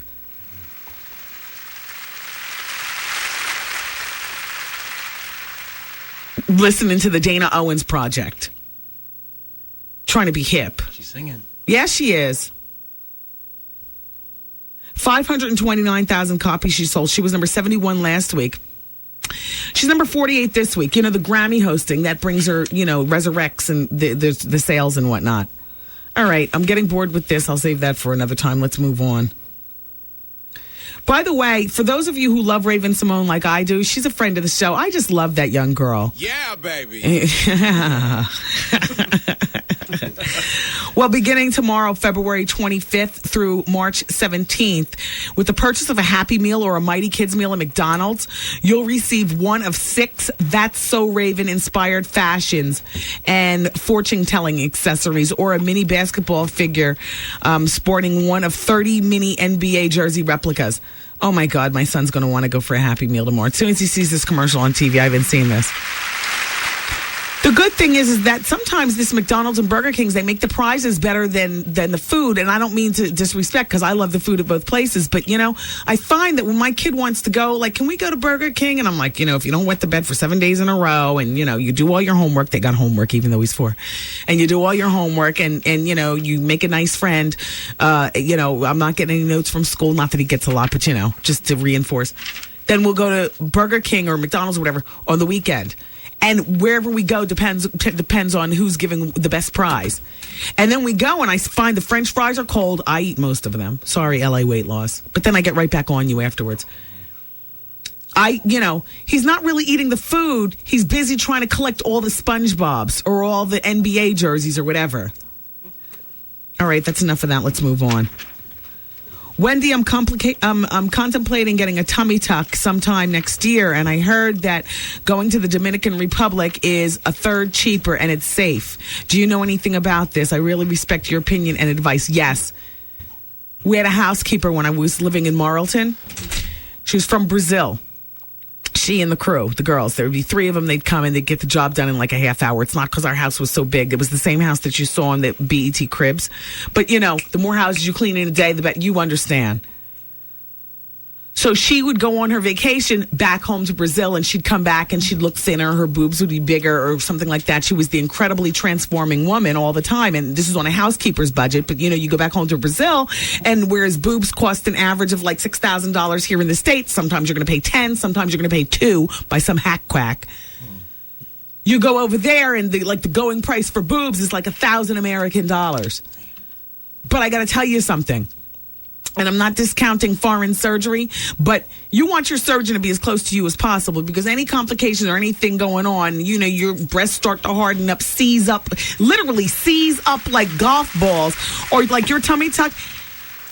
You ask this, and I say no. Don't go to the Dominican Republic for plastic surgery, and or any place but this country, unless you're going to be there for months and months and months and months and months, particularly a tummy tuck.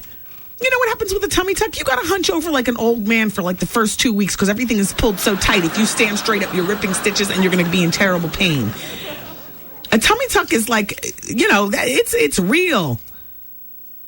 I'm not going to tell you where to go, but my suggestion, since you're faxing from the 718, is that you stay somewhere in this tri-state area. The only exception to that rule is in the 215, my guy, Dr. Memeniscus. And the only reason why I say that is because you can convalesce right across from his practice at the Warwick Hotel in Philly. Otherwise, I say, you stay local. All right, Trevor. Why you always get mad at me? Because I hate the way you execute me trying to go into a break. I got to tell you at some point. All right. Shout out to Harriet Cole. Harriet, I had no idea that you are now the advice lady in the New York Daily News. This woman has been around forever. Can I tell you something? Harriet, you remember this day. Do you remember a day that I stopped by a particular place and you were there? It was somebody else's place of business and you were there, and there was a lot of back and forthing in the bathroom and in the office and whatnot, and a lot of erratic behavior, and you were the only one in our presence who was not participating in anything, but you saw a lot of strange behavior, particularly on my part. I remember the day clearly, Harriet. And I'm so glad I'm free of my past to be able to just talk about it, because this woman she's such a wealth of knowledge, and she writes books with her husband and stuff like that. One of our interns, Zoe, she's nodding her head and she mouthed over here, I love her. This woman right here, it's one of my more embarrassing times of kind of, getting sloppy with, my past and everything. Harriet, if I had known that you weren't a participant, first of all, I wouldn't have even shown up there. I would, because that was never my thing, to be around people who were just going to sit and judge and be in their right mind. Do you know what I'm saying? But it wasn't until after I was all, beamed up that I realized that, oh my gosh, there's only one person who's not going in and out of the bathroom, and it's Harriet. Okay, so she's here to, sit in judgment. Okay, well, maybe I'll never see her again. But you see how it's a small world. Harriet's still around. And what she saw was a fright, at least on my part. Embarrassing. But, it is what it is. You live and you learn, Harriet. Do you know what I'm saying? So it's nice to